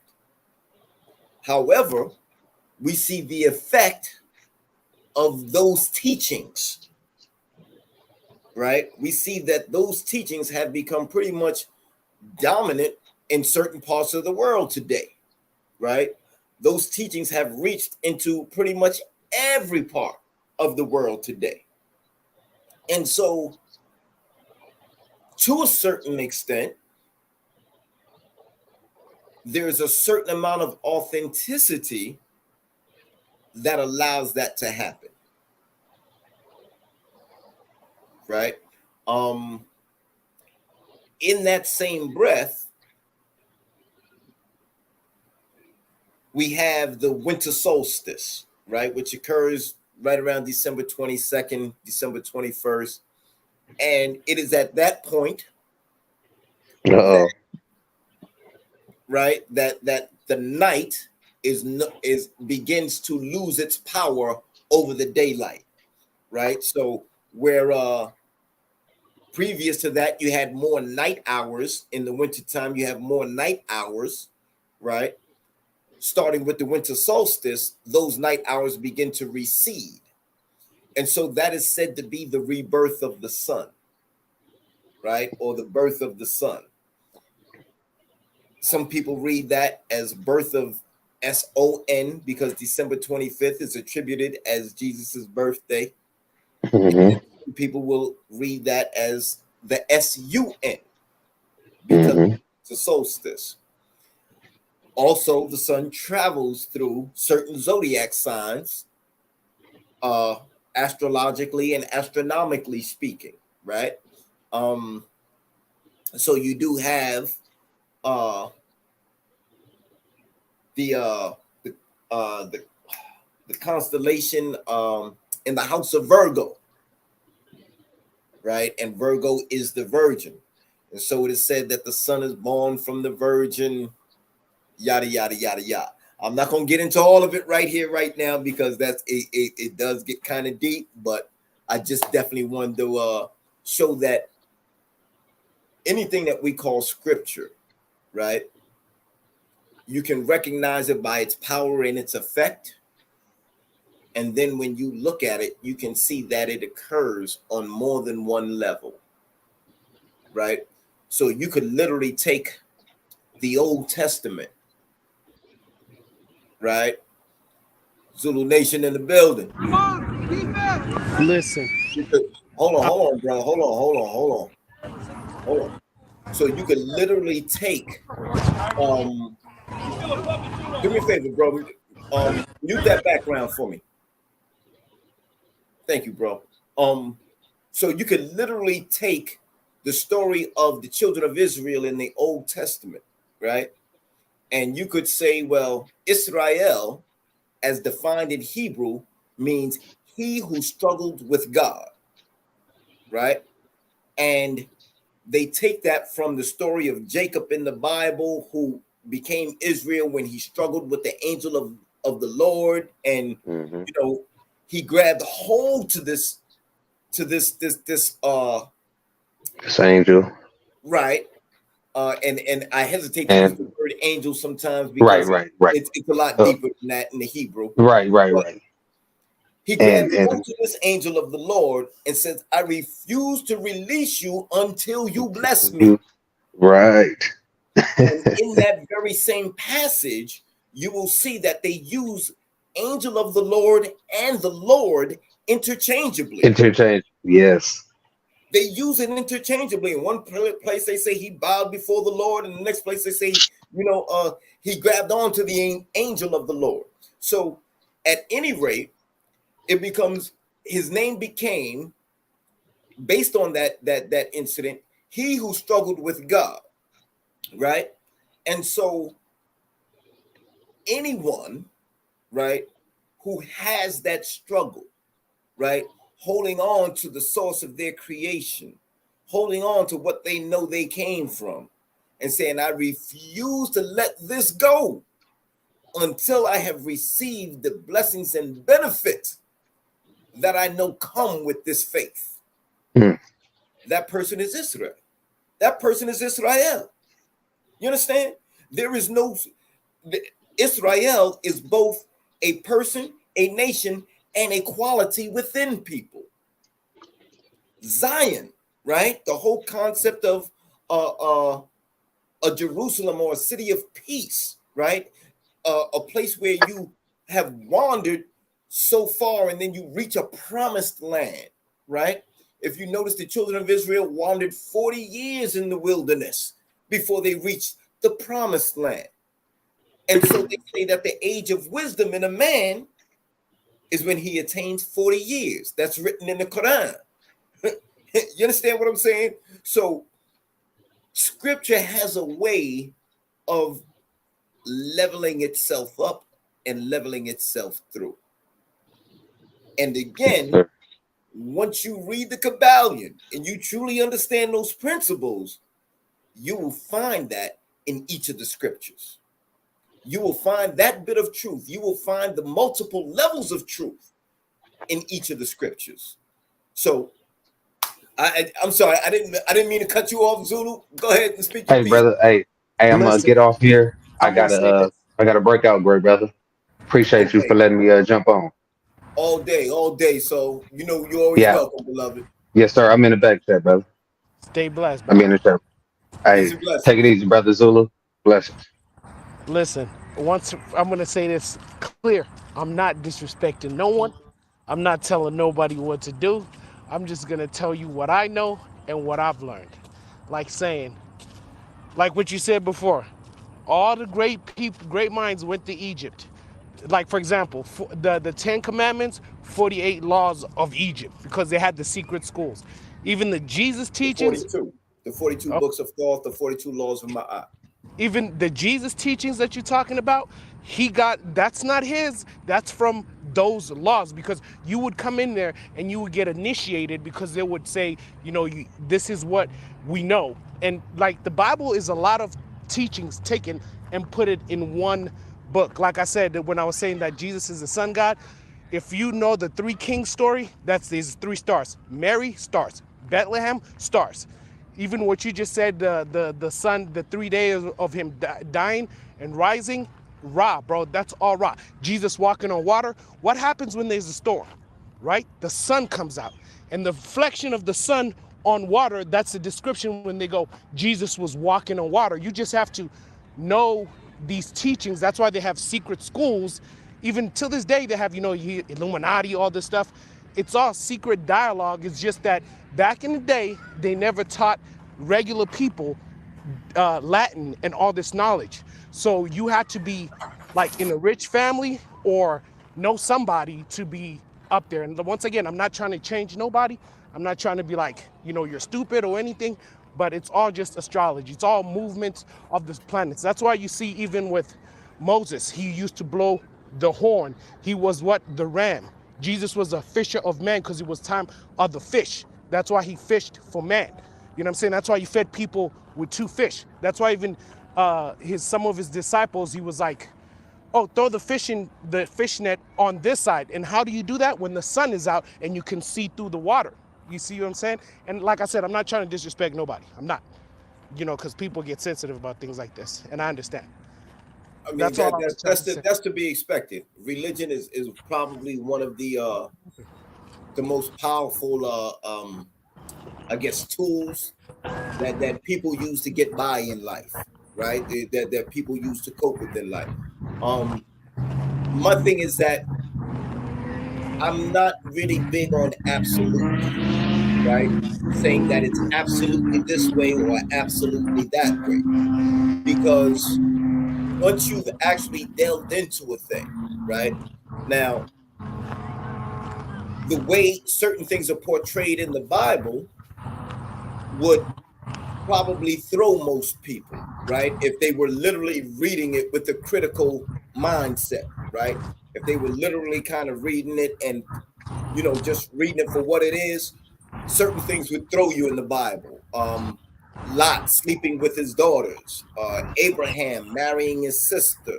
If these things are taken solely literally, then they would throw somebody today who says, "Well, I would never. I'm a Christian, or I'm a Hebrew Israelite, and I would never sleep with my sister, right? Or I would never I would never sleep with my daughters and that type of thing." So Yeah. my thing is that the people who advanced these scriptures had a certain amount of wisdom, and they were trying to convey that wisdom through the stories that they put forth in the scripture, And right? and and So, that's what I'm saying, because what I'm saying is this, okay, like for example, why I well, hold don't on, let take me finish. okay. So, when you actually get right to the point where a person chooses a path, right? They choose a path to go down. They say, well, I accept this story literally because this is my moral compass, right? This allows me to be a better human being. So I personally don't take that away from them. I I was taught that before you tear a man's house down, you build a better one in its place. And it's never, with religion, it's never really good to actually go and chop the head off, because now in many ways you can leave a person with no home. You can leave a person with no moral compass. You can literally chase a person away from even trying to seek truth, because something that they've believed in so heavily and for so long is literally being shown to them as like, okay, that's completely false and untrue. That can literally, like, that can kind of destroy a person's moral perspective. So that's why I'm not into that whole absolute. If a person is using a certain path in order to make themselves a better person, well, then let's leave them to that. You know what I mean? Let's allow them to have that and allow them to go through that growth process. And That's my thing. no, and that's why I said I'm telling people I'm not trying to change nothing. The only reason I'm so passionate about it is, okay, so I grew up Christian faith, all that. And then when I went to college, my mom thought it was a good idea to put me in the history of religion. And then I learned these things and it changed my whole outlook. And I was like, my whole thing was like, for example, to me, what I told my mom, and she still denies it to this day, like saying, okay, if the story of Jesus was in Persia, like 10,000 years ago, in Egypt, thousands of years ago, same story. I don't know if that person, the name or whatever, but the whole point is the story is real. You know what I'm saying? It's been going on for longer. Why would I believe yours? I was trying to find the original so I can find the root cause of what it is. And then when I got into it, I learned, okay, most of it is astrology. Most of it is the movement of the sun. This is why you find the Last Supper. You see, he has 12 disciples, 12 months, 12 months, and they divide it in four because in seasons it's every 4 months: summer, winter, autumn, spring. 4 months. That supper thing just 3 months. describes Yeah, but the. I get you. Yeah, it Every 3 months. describes 3 months, but it describes the seasons. But people literally think it's eating. You see what I'm saying? And I can't say, because like what you said, I'm not trying to disrespect anybody. I went through that. It was a shocker when I was like, what the heck? My family, my grandfather was a priest, my father was a priest. Like, you taught me like this is real, but this was just, like I said, once again, it was knowledge that was given to the people. They wouldn't give them that real knowledge, because back in the day, only the royals and those with money had to go to school and learn these things, so they may turn it into stories. And what you said, it's true. It gives you wisdom and moral compass and makes you a better man. But to me, it was just like, it felt like fake. It felt like I'm like, okay, I'm growing in the wrong way. Like, I want the truth. I want, you know what I'm saying? Like, if it's butter, tell me it's butter. Don't tell me it's generic made butter and it's fake. I want the real butter. I wanted to know. And that's all I'm saying. Like, you know what I'm saying? To each his own. I was just throwing that out there. Absolutely. And I definitely appreciate you chiming in with that, bro. I'm very careful about uh certain things because I wasn't there to say whether or not a thing is true or is not true. I wasn't there to say whether or not this is a valid historical account of what occurred. However, I have studied it enough to know that if I apply these concepts on a spiritual level, right, within my being, then I find that they fit perfectly. I find that there is no contradiction. So, I don't ever really, speak in terms of absolutes. You No, understand? I'm saying, listen, I'm not saying that the teachings are not great. The teachings are great, but I'm saying, but give respect to those you know what I mean? Like, if it's Imperial's dog, it's Imperial's dog. Don't tell me somebody else's creation that it's yours. If it's not yours, I'm not saying don't, the principles and the teachings are fire. This is why all these mathematicians, all these people went to these lands to learn all these stuff, to get a higher thinking, a higher spirituality. I'm not fighting over the spirituality. I'm fighting over the credit and the understanding, because people have died and been, what I'm saying, killed over these things. Like, the greatest thing like I ever learned was this. It was just, this is a question that was like saying, an old lady asked, so she said, they were crucifying people before Jesus, but now everybody's walking around with the cross, right? Just that saying. And then if they lynched him, will everybody walking around with the lynch on their neck? See what I'm saying? Like, to me, I used to be like, oh, the cross is life. But now thinking about that in that manner, and I'm not questioning anybody, it's just the question, like saying, they were crucifying people already before that. So if they lynched him, will I be walking around with the lynch and be like, that's something holy? I mean, I definitely feel what you're saying. There's a lot of things that are in the And Bible once that again, I'm not we trying to as modern disrespect day anybody. people wouldn't ascribe to. You understand? Like, none of us would actually, put a knife to our son's neck and say, God told us to do that. Right.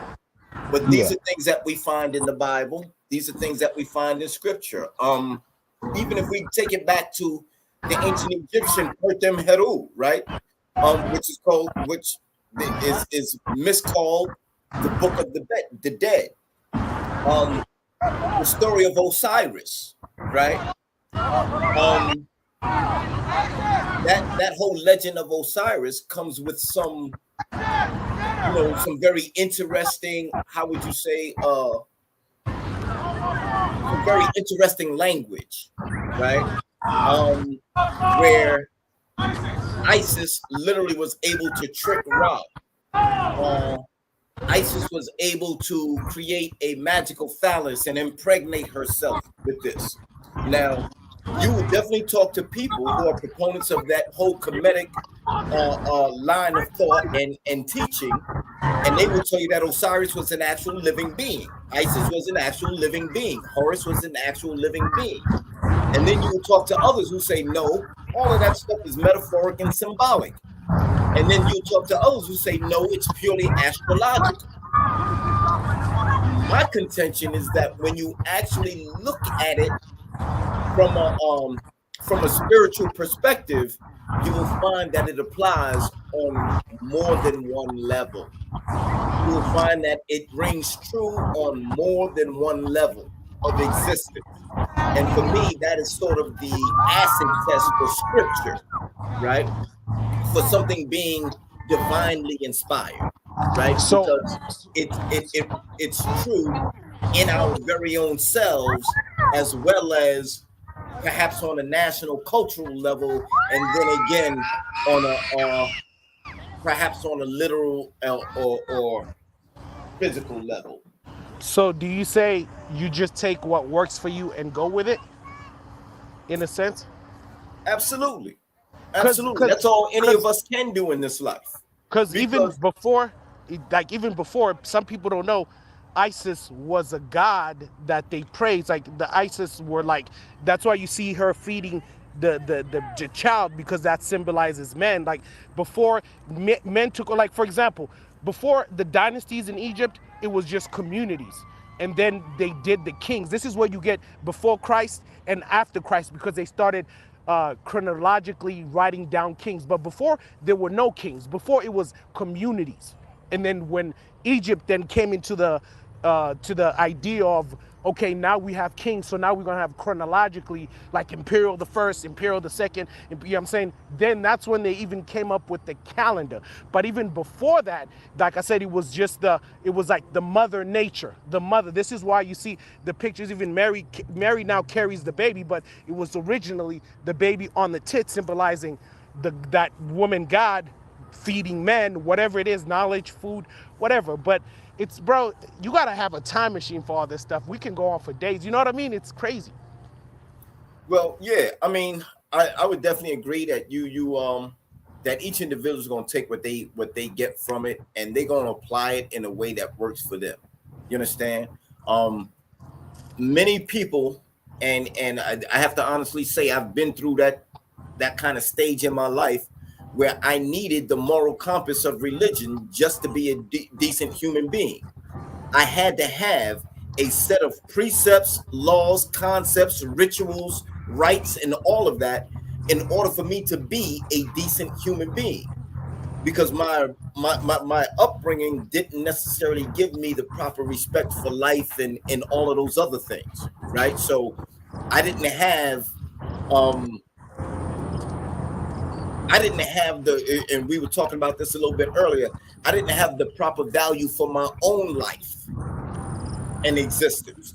So it wasn't until, somebody actually pointed out to me that, of all the things that I'd been doing in life or whatever, there were some things that I hadn't tried, right? And so one of those things was taking on a religion and taking on a path that actually would give me a code by which I was not compelled to live by, but at the same time compelled to live by if I claim to be an adherent of that particular religion. And so the things that came with that religion, right? And especially with religions, I'm a big fan of listening to the message and paying attention to what is attributed to the messenger in terms of their lifestyle, their their doings and the things that the path that they walked. I pay close attention to those things because to me that's where the jewels are, right? If I want Yeah. to be closer to God or I want to be closer to the source of my existence, then it makes sense that I pay attention to those who have already walked that path and the things that they did, right? Yeah. So that's just that. I don't want to get too far, go too far down the rabbit hole because we have definitely got off subject. Yeah. We Hey, we listen. originally started talking about a cold dog and whether or not a cold dog can actually be transformed, right? Listen. And All I'm what gonna that say looks is like. I appreciate you, and you are one smart person, man. Like, you know what I'm saying? The way you talk and the way you do things, I respect it. And once again, I didn't come here to disrespect nobody. I just enjoyed the conversation. I was just trying to put my own 2 cents in it.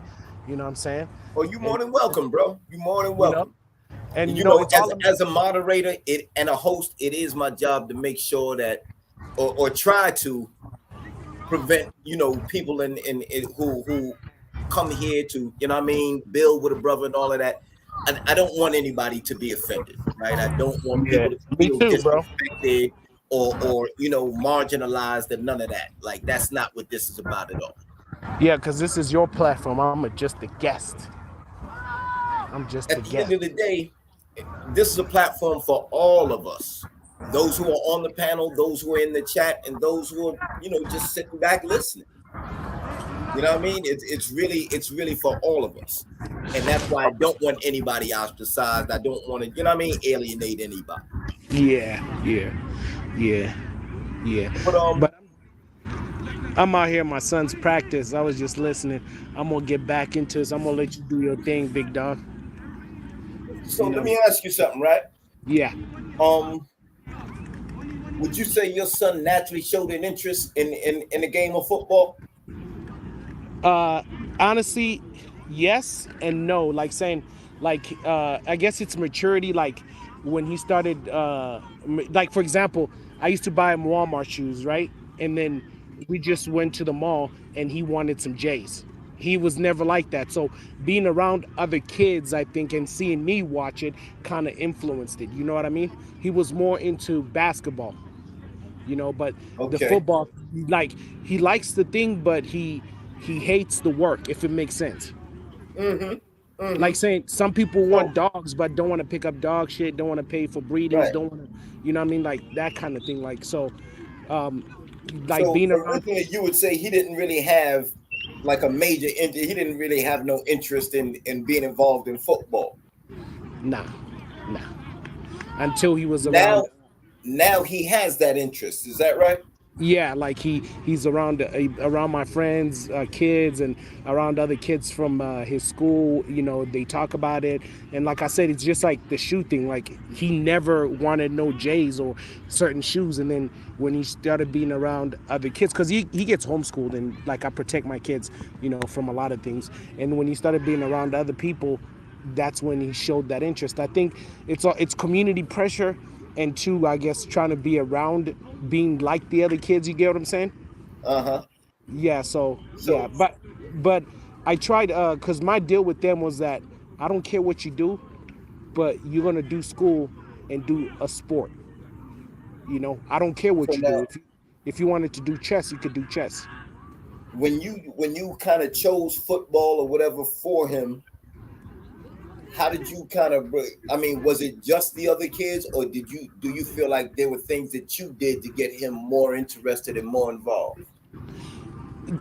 Honestly, I got him more involved too because like people run into him and be like, "You're a big kid. You play football," and he's like, and then and him playing basketball, he was kind of slower than other people too. And then he was like, and then I just kind of told him like, use your attributes to be more like more successful. Meaning you're a big kid, you strong, so try football, see what you like, and he's loving it now. Always doing push-ups, always trying to do all this stuff. He just hates the work. That's it. He just, like I said, like he always wants to buy a new dog, but when I tell him let's go pick up dog poop or let's go do this, oh, do we have to? Like, yeah. You can't just have it there. You know what I mean? So Right, right. he just Two hates the sides to work. every coin. Yeah, so he just hates the work, but he likes it now. He likes it now. My So daughter now that was like, so now it's kind of thing that he does when it's time for football practice. Does he come and get you, or do you still have yeah, to kind of? yeah, because they rally around him, they push him, and then he sees his strengths, and he's doing good. Like I said, when he So he's plays getting a flag, lot of encouragement and support from his peers as well as from the coaches and from you. yeah, and we started with flag football because my wife was kind of scared about tackle. So in flag, he was kind of slower because it's more about agility and pulling that flag. But here, it's more agility, flag, conditioning, and strength. So like all the attributes, he's succeeding. So like I guess the positive affirmations and seeing your results. It's like saying when you're breeding, seeing your litter go, seeing people being like, oh, I like the way your dog looks, I like the genetics, I like its attitude. So like all that just keeps him moving forward and trying to do better. So that kind of that kind of hammers home what we've been talking about tonight, and that's the whole reason. I'm glad you brought up the fact that you actually had practice with your son because a lot of people they got these dogs and people in the American bully community, they not so much worried about the dog's drive and temperament, right? They more concerned about basically color, appearance, structure, things like that. Um, but one of the big issues that a lot of people have is, percentages and litters, right? Uh, with the Camelot dogs, you are guaranteed, not guaranteed, but you are likely to get a higher percentage of dogs that have that high prey drive from the gate. Yep. Whereas with the American Pit Bull Terrier, which the box variety, I'll call it, um, many people lament or they complain about the fact that you don't know what you're gonna get in a Yeah. dog, right? You Yeah. can't really guarantee that every pup that comes out of a litter, regardless of how good the parents were or how turned on the parents were, you can't guarantee that any of those pups are going to turn on. And if you get one or two good ones, then that's considered a plus, right? That's considered you got something. Yep. Um, so my question is, when you're trying to turn or you're trying to look at a dog, right, and evaluate it for its temperament, its drive, and all of that, um, and that dog is appearing to be a cold dog, the question is, could a person actually transform a cold dog into a dog that has that drive, that has that desire, right, to Listen, get in I there and mix it up? I believe you can teach dog commands like sit, run, or bite something, but drive has to be in you. You get what I'm saying? For me, anyway. Like you could teach a dog to sit, you could teach a dog to chase, but I feel like drive and wanting to work has to be in you. You know what I mean? It has to be in you. Like it has to be something that is already in. It's like a fire. You know what I mean? Like But the now fire. let's Oh, let's let's look at your son for an example. He didn't yeah. have that drive and desire for it in the beginning. No, You but managed to what? you managed to give him that. You managed to But kind of cultivate okay. that in him. Let me counter with this. But my son is the only kid that I know that had 15 dogs, wakes up every morning and sheets and stuff and takes care of them. That same energy went to football. I'll say that. See what I'm saying? Like saying he was driven, but he had drive for something different. I mean, I get that, What'd you say? but when we're talking about something that's we're talking direct Put it in the what? head-to-head competition. Hey, let me hold on. I gotta talk to this dude's coach real quick. Okay, go let me ahead, do pause. your thing. Do Let me your pause. thing, bro. I'm gonna go ahead and snag one of these comments. My brother 40th Street Black said Bolio alligator. Jimmy Boots and Carver's Black Widow could not win in the hands of inadequate handlers. Period. You can't make an omelet without breaking some eggs. I heard you, bro. I respect that. I respect that. Um, there definitely has to be a process where it's kind of like when you see those weight pull competitions. A lot of dogs, when the weight gets heavy, they almost look like they're about to quit, right? They kind of balking, and when they first hit that harness, and the weight ain't moving, it's kind of, they kind of stand around and look like, hold up, do I really want to do this? And then with a little encouragement from the handler, the dog will hit that harness and hit it to the left and hit it to the right, get down low, and finally break that weight, right? Finally get that weight moving, and then they can go ahead and take it down the track. So the whole process is really something that, it does require some breaking the eggs. I think you put that quite well, bro. I think you put that quite well. Absolutely, man.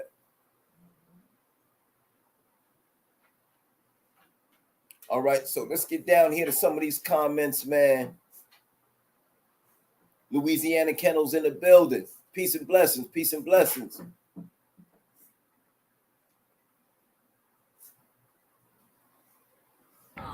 Yo.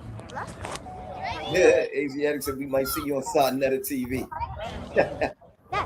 yeah, we still here, bro.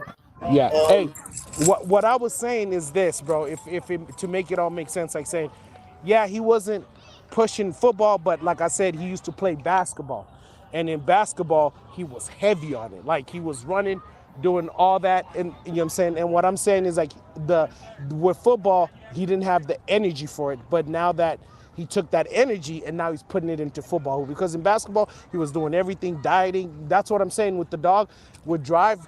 I'm saying you got to have the drive in you to want to work. You get what I'm saying?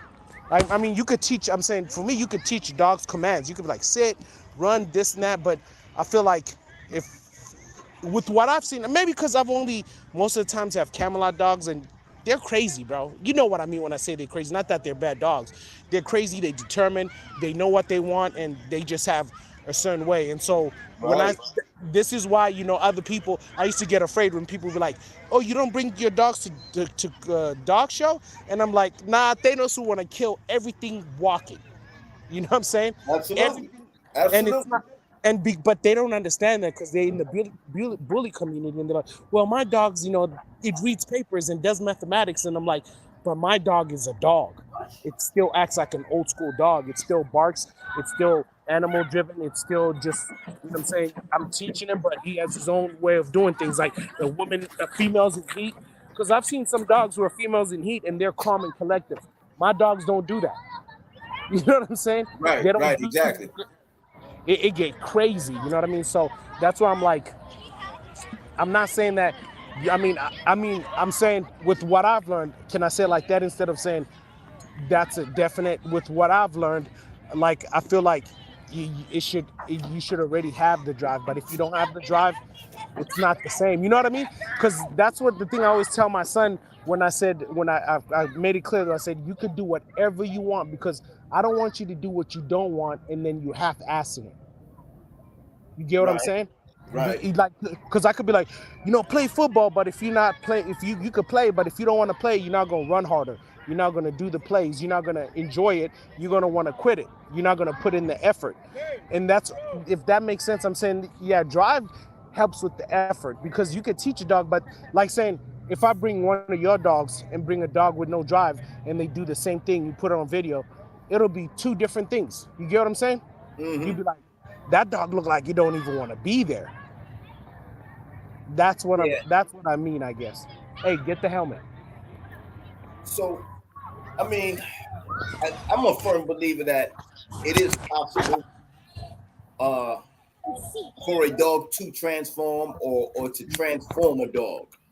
Um, it really depends upon the person handling that dog. And the reason I say that is because, like, if you ever listen to the boxer Errol Spence, right?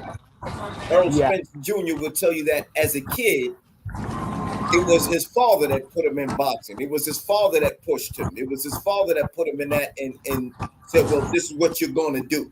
And you have a lot of that. You know what I mean? Yeah. I do that with my son too, bro. I'm not gonna lie to you and be like, oh, he just naturally. No, bro. Because I've learned from my brothers, because my dad was in my life till I was 7. And then after that, my parents divorced. So, like, mostly it was my brothers.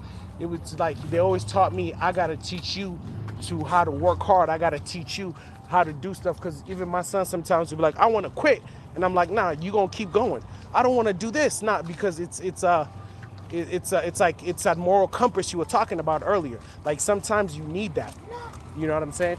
And everything is just consistency. The more you do it, then it becomes what's the word? It becomes natural, and it comes easier.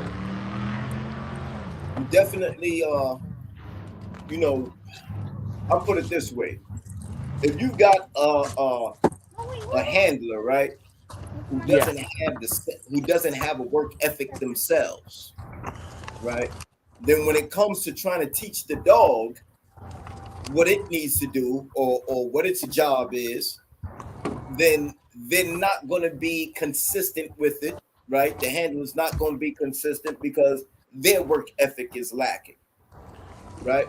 But if the handler is in there every day or every other day, whatever the the time lapse is, showing that dog, something about what its job and what its role and what its duty is, and building the dog up to be proficient, right? And to be to excel at the different tasks involved, then that dog, when put in the right situation, is going to automatically have the tools that allow it to feel confident in doing this job or performing this task that's been placed in front of it.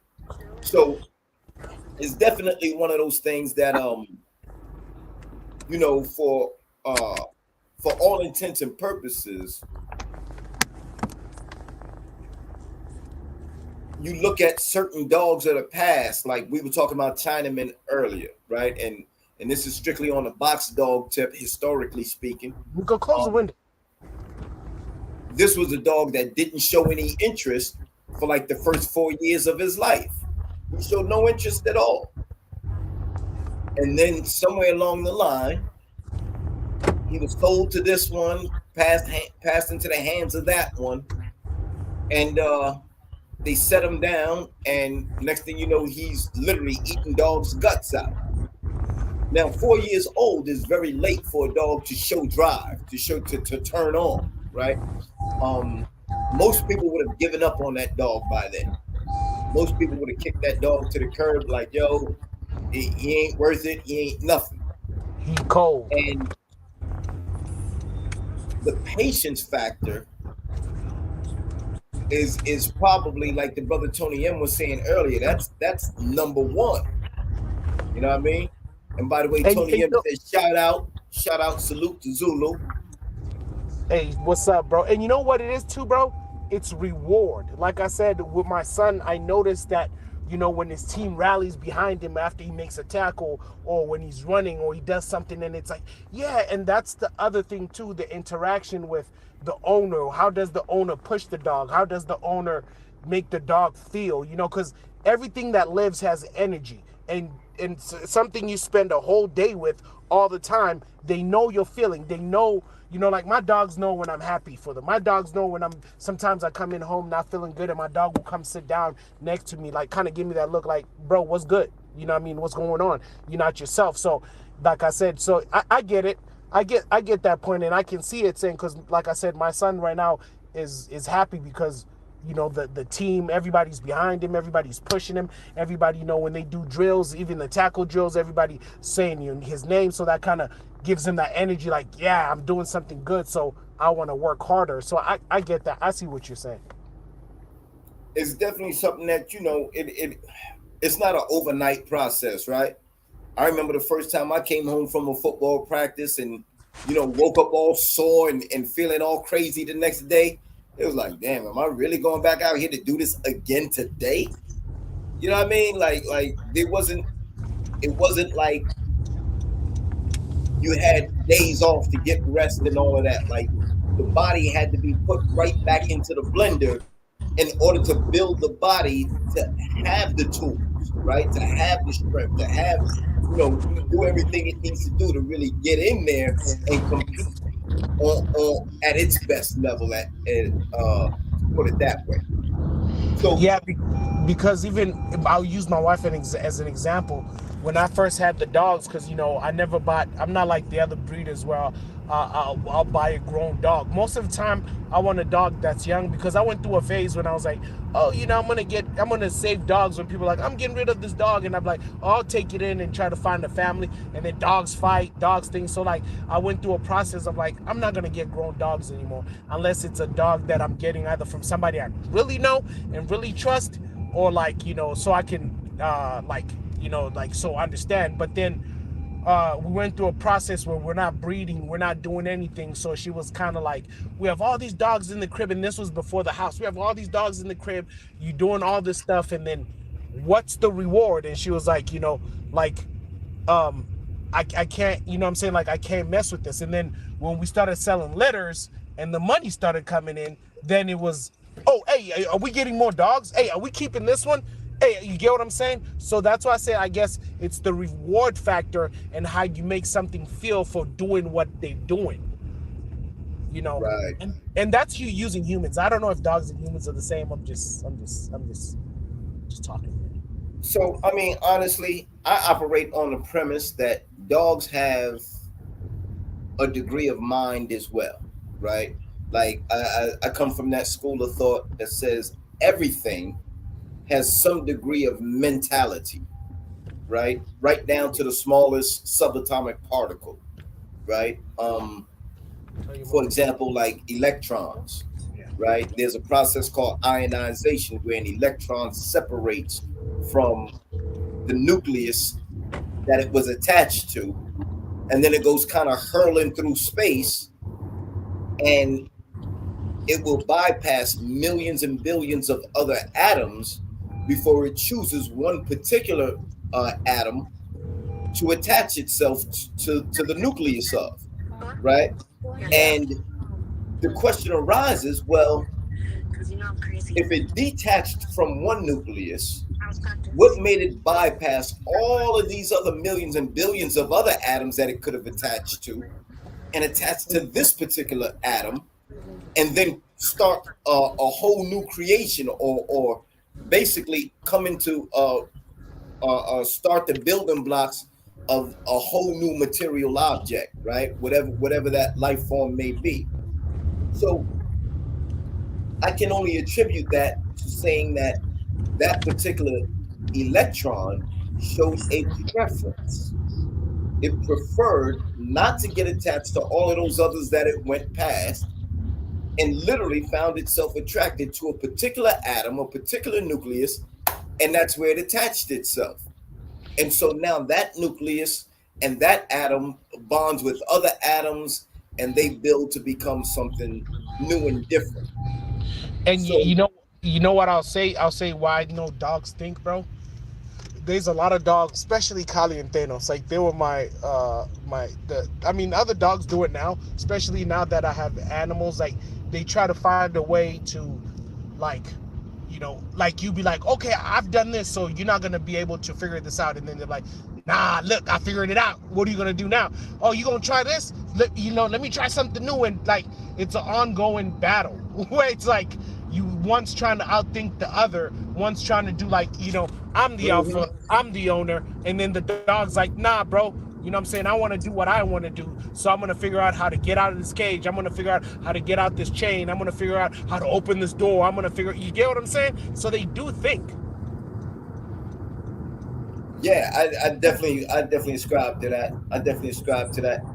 Tony M asked, "Have you ever noticed a dog change into a different badass dog when another dog is removed from the environment?" Um, I've never really seen it happen that way. I've kind of seen it go the opposite way, right? Where dog seems to be pretty calm and cool and everything's all right until you bring another dog around that's on fire and full of piss and vinegar, and then it kind of ignites the dog that used to be calm and cool, and now that dog is ready to tear up everything around. But I've never really seen it happen in the opposite way. That would be interesting to see. Yeah, yeah, me too, bro. Yeah, I always see it like who's the better alpha. It's never the other way. You know, it's always like, oh, let me see who's the better alpha. Who's, you doing this? Let me see if I could do it better. So, I mean, but it's iron sharpens iron in a sense. This is Right. why even with me, I try not to have too many males. Like right now I'm left with 3 males, so like for now I'm cool, but what I'm saying, I try not to have too many males because all these it's hard. That's why I told you when you started showing videos of how your dogs are calm and collective. I'm like, bro, you're good, even to a point where like where Ray was Raina, was that her name? She was in Hmm. heat and they were chilling, bro. Thanos and the other dogs would be trying to rip open the cage. My neighbors would be like, "Why is your dogs going crazy?" Everybody, you know what I'm saying? It's nuts. There's times where I'd have to move a female, even with my kennel set up. I have to move a female from one point to the other because now she's driving everybody mad, and it's just like, oh my god, and that's why I'm trying to get fans in my garage so that when that happens, just put them in my garage so that what I mean. But it gets hot in Arizona, so I gotta figure something out. What I ended up doing was I realized that um they go ape shit like that because they want to be the first one to get to that female, right? Um, so in order to avoid the dog getting the dogs getting too, bent out of shape, I only allow one male around a female in heat. Now that Okay. don't mean he ain't gonna still act up and try to get out the cage and all of that other shit, but it's not as extreme as if there are other males around also. Yeah. If Yeah. he feels like he got to compete with those other males and he's going to really, he's through the roof with it. But if I remove those other males from the equation, then he's like, you know what I mean? You get a lot of whining, crying, a lot of pawing at the gate, a lot of, trying to bite on the gate and trying to insist, like, yo, you got to let me out. It's time. It's time. Yeah. It's You know what I time to mean? go. But, and then on top of that, there's a certain amount of impulse control that I've always tried to instill in my dogs from day one, right? Because I want the dog to have a sense of there's a time for no and there's a time to go. Yeah. And the only thing that gives you that permission, if you will, is my say so, right? The only thing that gives you the green light is my say so. So if I'm not giving you the say so, you need to sit your ass down and chill. Facts. They don't Fact. really a certain amount of their genetic makeup, just being who they are. When bitches go in heat, dogs is going, they gonna act up. Yeah. But like where I'm at, I got neighbors, I got all that to contend with. So there's only but so much I can allow the dog to do. Right? There's Hey, only but so much getting worked up I can allow the dog to do. honestly, even being where I'm out there, like it's cool. You have your own privacy, but I guess if I had less dogs, but I have a lot of dogs, like even they'll go, but they can't do nothing about it. Is the crazy part. But like saying you don't, I never want that hatred or that bad blood because if something happens, I want that support. You know what I mean? So I try Right. to stay in line myself. Like, okay, I'm gonna do what I need to do to get everything straight. But hey, I'm gonna go back to this when you were talking about atoms, right? Remember about even detaching and Mm-hmm. attaching. Going back to what we were talking about earlier, that's what they say when they're talking about the Garden of Eden. That's why Adam, but they said Adam, but they meant Adam, and that's why you detach the rib to create Eve. That's another story. But if you know, I'm talking in codes, but you get what I'm saying. That's why I'm like, it's all confusing, bro. It's all confusing. But anyway, with the dogs, like, man, they right now, I won't lie to you, bro. I have these two dogs, the Tri and the Merle. I'm starting to love it. Like, I love, but they fight a lot. That's the only difference. And everybody always. What's crazy is like they used to say they don't want Merles in shows in ABKC, but now they do it. So this is why I say when people want to argue with dogs genetics or what's original dogs, everything changes because of demand. Am I wrong to say that? No, it's a fact. Because We because watched it with bro, the American Bully game. We watched everybody this was happen. like, the Merles are crazy, or this dog is like this, or this and that. And then now it's like, because there was a guy was asking about a dog. I was like, if I have a Merle, can I take it to a show? And he was like, yeah. And I was like, but I remember like 6 7 years ago they were not even allowed. So what happened? Demand. Exactly. So Exactly. you can't sit here and years later somebody's gonna be like, well, whoever made the dog was trying to make this and make that, and because somebody I was arguing with on YouTube, another channel, because they were getting mad about Juju and Thor, and my whole point was like, Juju and Thor are in the hottest place in America and they're surviving. So what are you talking about? Because they're trying to be like, that dog wouldn't survive outside, and I'm like, my dog's outside. And they were getting mad. They're like, why do you even have those type of dogs? And I'm like, because what I've learned is about, you do what you like. And if like saying, I breed my dogs, if you rock with them, you rock with them. If you don't, you don't. I'm not gonna sit here and try to please you. This is for me. This is for Right. my enjoyment. This is for Right. my relaxation. When I wake up and go clean the poop, when things happen, or even my neighbors get at me, I want to be like, I'm doing it for something I love. Not, oh, because Imperial told me, and now I'm dealing with these dogs. You get what I'm saying? Yeah. So, and Absolutely. so, and I'm starting to learn that about the game, that there are those who follow the rules. There are those who still keep to the code. But honestly, it's the wild west now. Those days are over. Like, it's rare. You got to find those guys who are not even. And I've noticed the guys with the true blood are the guys not trying to be popular, that are just in the cut, that are just, like, you wouldn't even know. Like, these guys I've met where, like, right now I was at the park with my son, and one of the dads brought his dog, and I was like, I didn't even know you do dogs. And he's like, yeah, but I don't breed. I breed once every 3 4 years. And I was like, oh. And then he started showing me his dogs, and I'm like, but the new dog man, I don't go around showing people that I do dogs, but the new dog man, it's like a popularity contest. Like, look, I do dogs. Look, I got this, I got that. So yeah, but you know what I'm saying? So like, it's weird how, like I said, everything is demand. Everything is not, because when I first got in, everybody's like, there's these rules you got to follow, but that's just false information, bro. I put it this way. The dog game would be nowhere if everybody followed the rules that they were given when they got into it.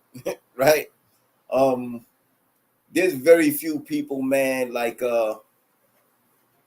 you'll hear some old timers say, oh well, I would never breed a cold dog. I don't breed any cold dogs, this, that, and the third. Then you hear other people say, well, I bred a cold bitch to a male that had drive, and the whole litter came out hot. So I've learned a long time ago, it definitely is what your perspective, how you feel about it. I don't know what My happened, bad, bro. You bro. kind I of got tapped out kicked there. out. Yeah, that's all right. But it's definitely a thing where people try to put hard and fast rules on a thing, and there's really no hard and fast rules to it. Period. Um, the dog man is going to be as different an individual in their approach as the dogs are themselves, right? Um, I've gotten to a point where I don't even like feeding all my dogs the same thing, right? Because different dogs do better on different types of feed. Some dogs need less fat in their diet. Some dogs need more fat in their diet. So it's really on a case by case basis. Um, and that's kind of brings us round robin to our original question of the day, which is, can a cold dog be transformed, right? And like, why or why not? You know what I mean? Because there are some dogs who, regardless to what you do, they're not going to try to do nothing to defend themselves, right? Yeah. um and then there are other dogs, Get some mom to move money. if they're faced with certain circumstances, they may be reluctant, but eventually they warm to the task, and the next thing you know, that dog is hell on wheels. Yeah. It Yeah. really is dependent. It depends on each individual dog. You know what I mean? Yeah, Um, man, because when I got in the game, man, I used to stress, like stress about how I see things, how I label my dogs, how I do this. And then now I'm just like, you know what? I'm just going to relax and do my thing and enjoy what I love, like not make it about money. Like, for example, right now, I know a lot of dog men who are having a hard time getting rid of their puppies. Even big breeders who were selling them for thousands, and now they're like, I saw one who was like, oh, it's $1,000, and this dude was selling them for six. Hey, turn that down, please. Yeah, I know. I'm telling them, like, selling them for six. So like, even the only way I've noticed like you can enjoy this is if you're doing it with the purpose of what, if it happens, it happens. If it doesn't, it doesn't. But just enjoy the dogs. You know what I mean? Because everybody gets caught up in, because you hear stories about, let's say Imperial bred this dog and made a special dog and his name blew up. It's just like the rap game. Some people's a Drake, some people's a Dr. Dre, some people, I'm saying, are Future. You become an international star. Some people are just local, and so you got to be comfortable in your own skin to be yeah, absolutely, one absolutely. that's why if you're trying to be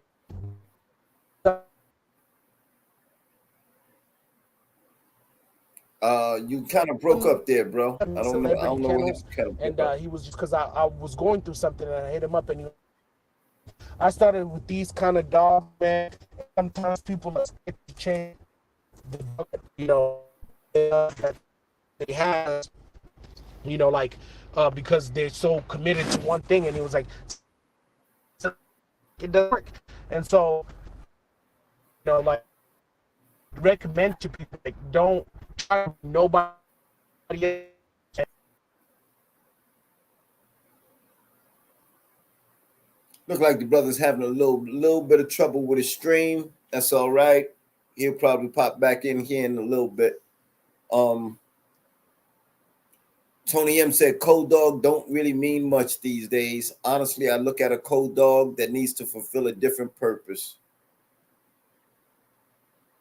All kinds of people love pit bulls. And that's very true, man. You know what I mean? You know, I don't necessarily see myself as taking a dog to a confirmation show, or putting a dog in a treadmill race or the wall climb, or any of those things. Like, that's not necessarily what I look for my dogs to do, right?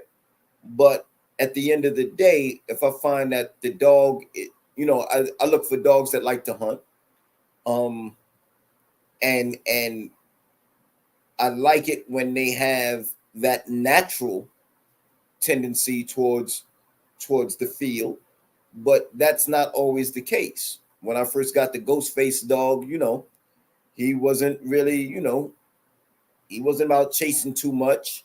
Neither was Solo. You know what I mean? Um, these were things that I literally, over a period of time, slowly but surely instilled in these dogs, right? And so now we have a situation where all three dogs, or all three males will hunt just like all three females will hunt.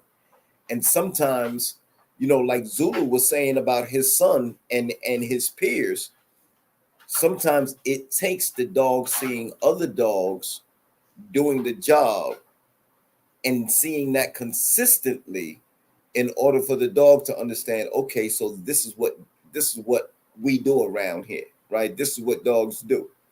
And that in itself will ultimately at some point, we like to we kind of bank on that ultimately being the what ignites that dog and brings it into that just put that fire to the dog. We like to keep that heat.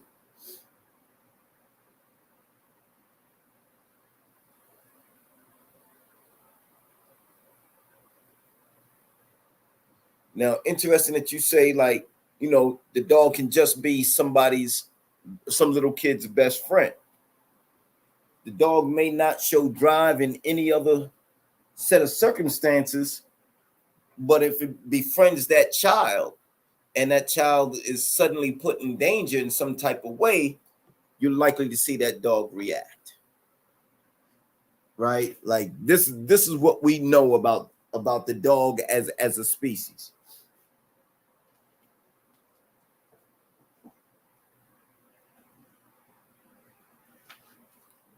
But gentlemen, we have been on for 2 hours and 45 minutes. I still got to get going to work tonight, so I'm not going to drag this out anymore. You know what I mean? It's definitely been a pleasure. I know we do have some brothers on the panel, man, that are heavy into the Bible and things like that. I don't want anybody to take anything that was said here tonight as a knock on what they believe, right? My personal position is that I look for my people, and wherever I look for my people, I find them in all walks of life. And so I study, as many different walks of life as humanly possible so that I can be able to connect and communicate with my people wherever they are, right? I don't think anybody in the chat or that was on the panel this evening would dispute the fact that people of color, if you got that melanin in your skin kind of heavy, you understand, the world has not been a very kind place recently, in the last couple of 100 years to start there.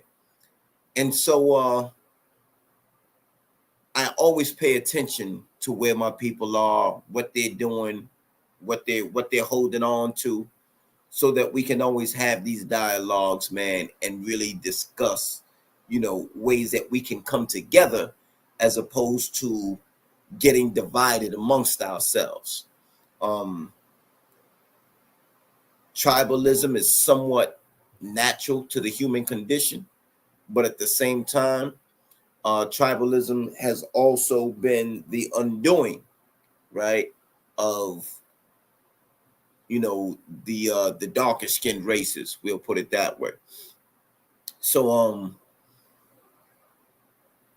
I definitely appreciate everybody coming out. Asiatic Shoulder with the $9.99 super sticker. That's always appreciated, beloved. And we're gonna keep we're gonna keep that flame burning, bro, because that's what we do. Party Boy Woods, shout out, bro. He said the last 800 years. Let's be specific. Absolutely. Tony M, I thank you for your participation tonight. Thank you so much. Asiatic Soldier, Tony M, 40th Street Black, Zulu Nation, Philly Dog Man. Okay, I said I missed a comment from you. You said you missed a lot because of your damn grandson. Said, but Jesus wasn't an Egyptian. You're referring to paganism. Yeah, well, Zulu was Zulu was definitely he was taking a different approach to some things he learned. So, just an opinion expressed. Hold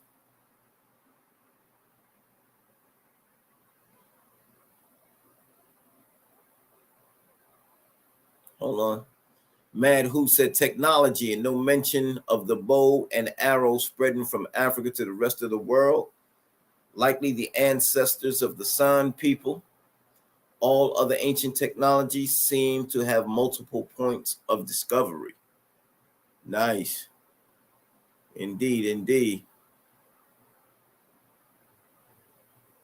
Louisiana Kennels said, blessings and prayers to everybody and wishing good health to the dog men, their families, and companions. Peace and blessings, bro. Absolutely.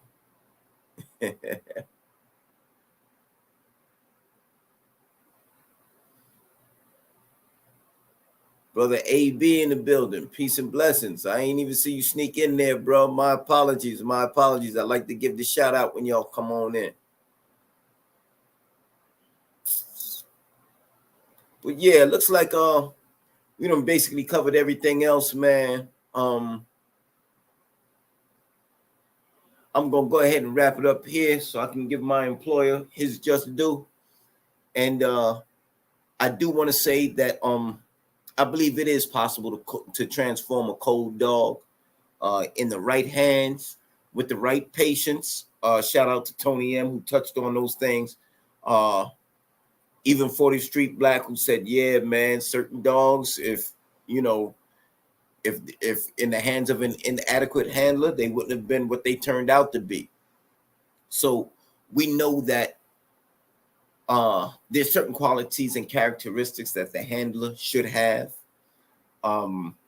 If in fact you intend to transform a cold dog or try to transform a cold dog into a dog that is really about it, you know what I mean?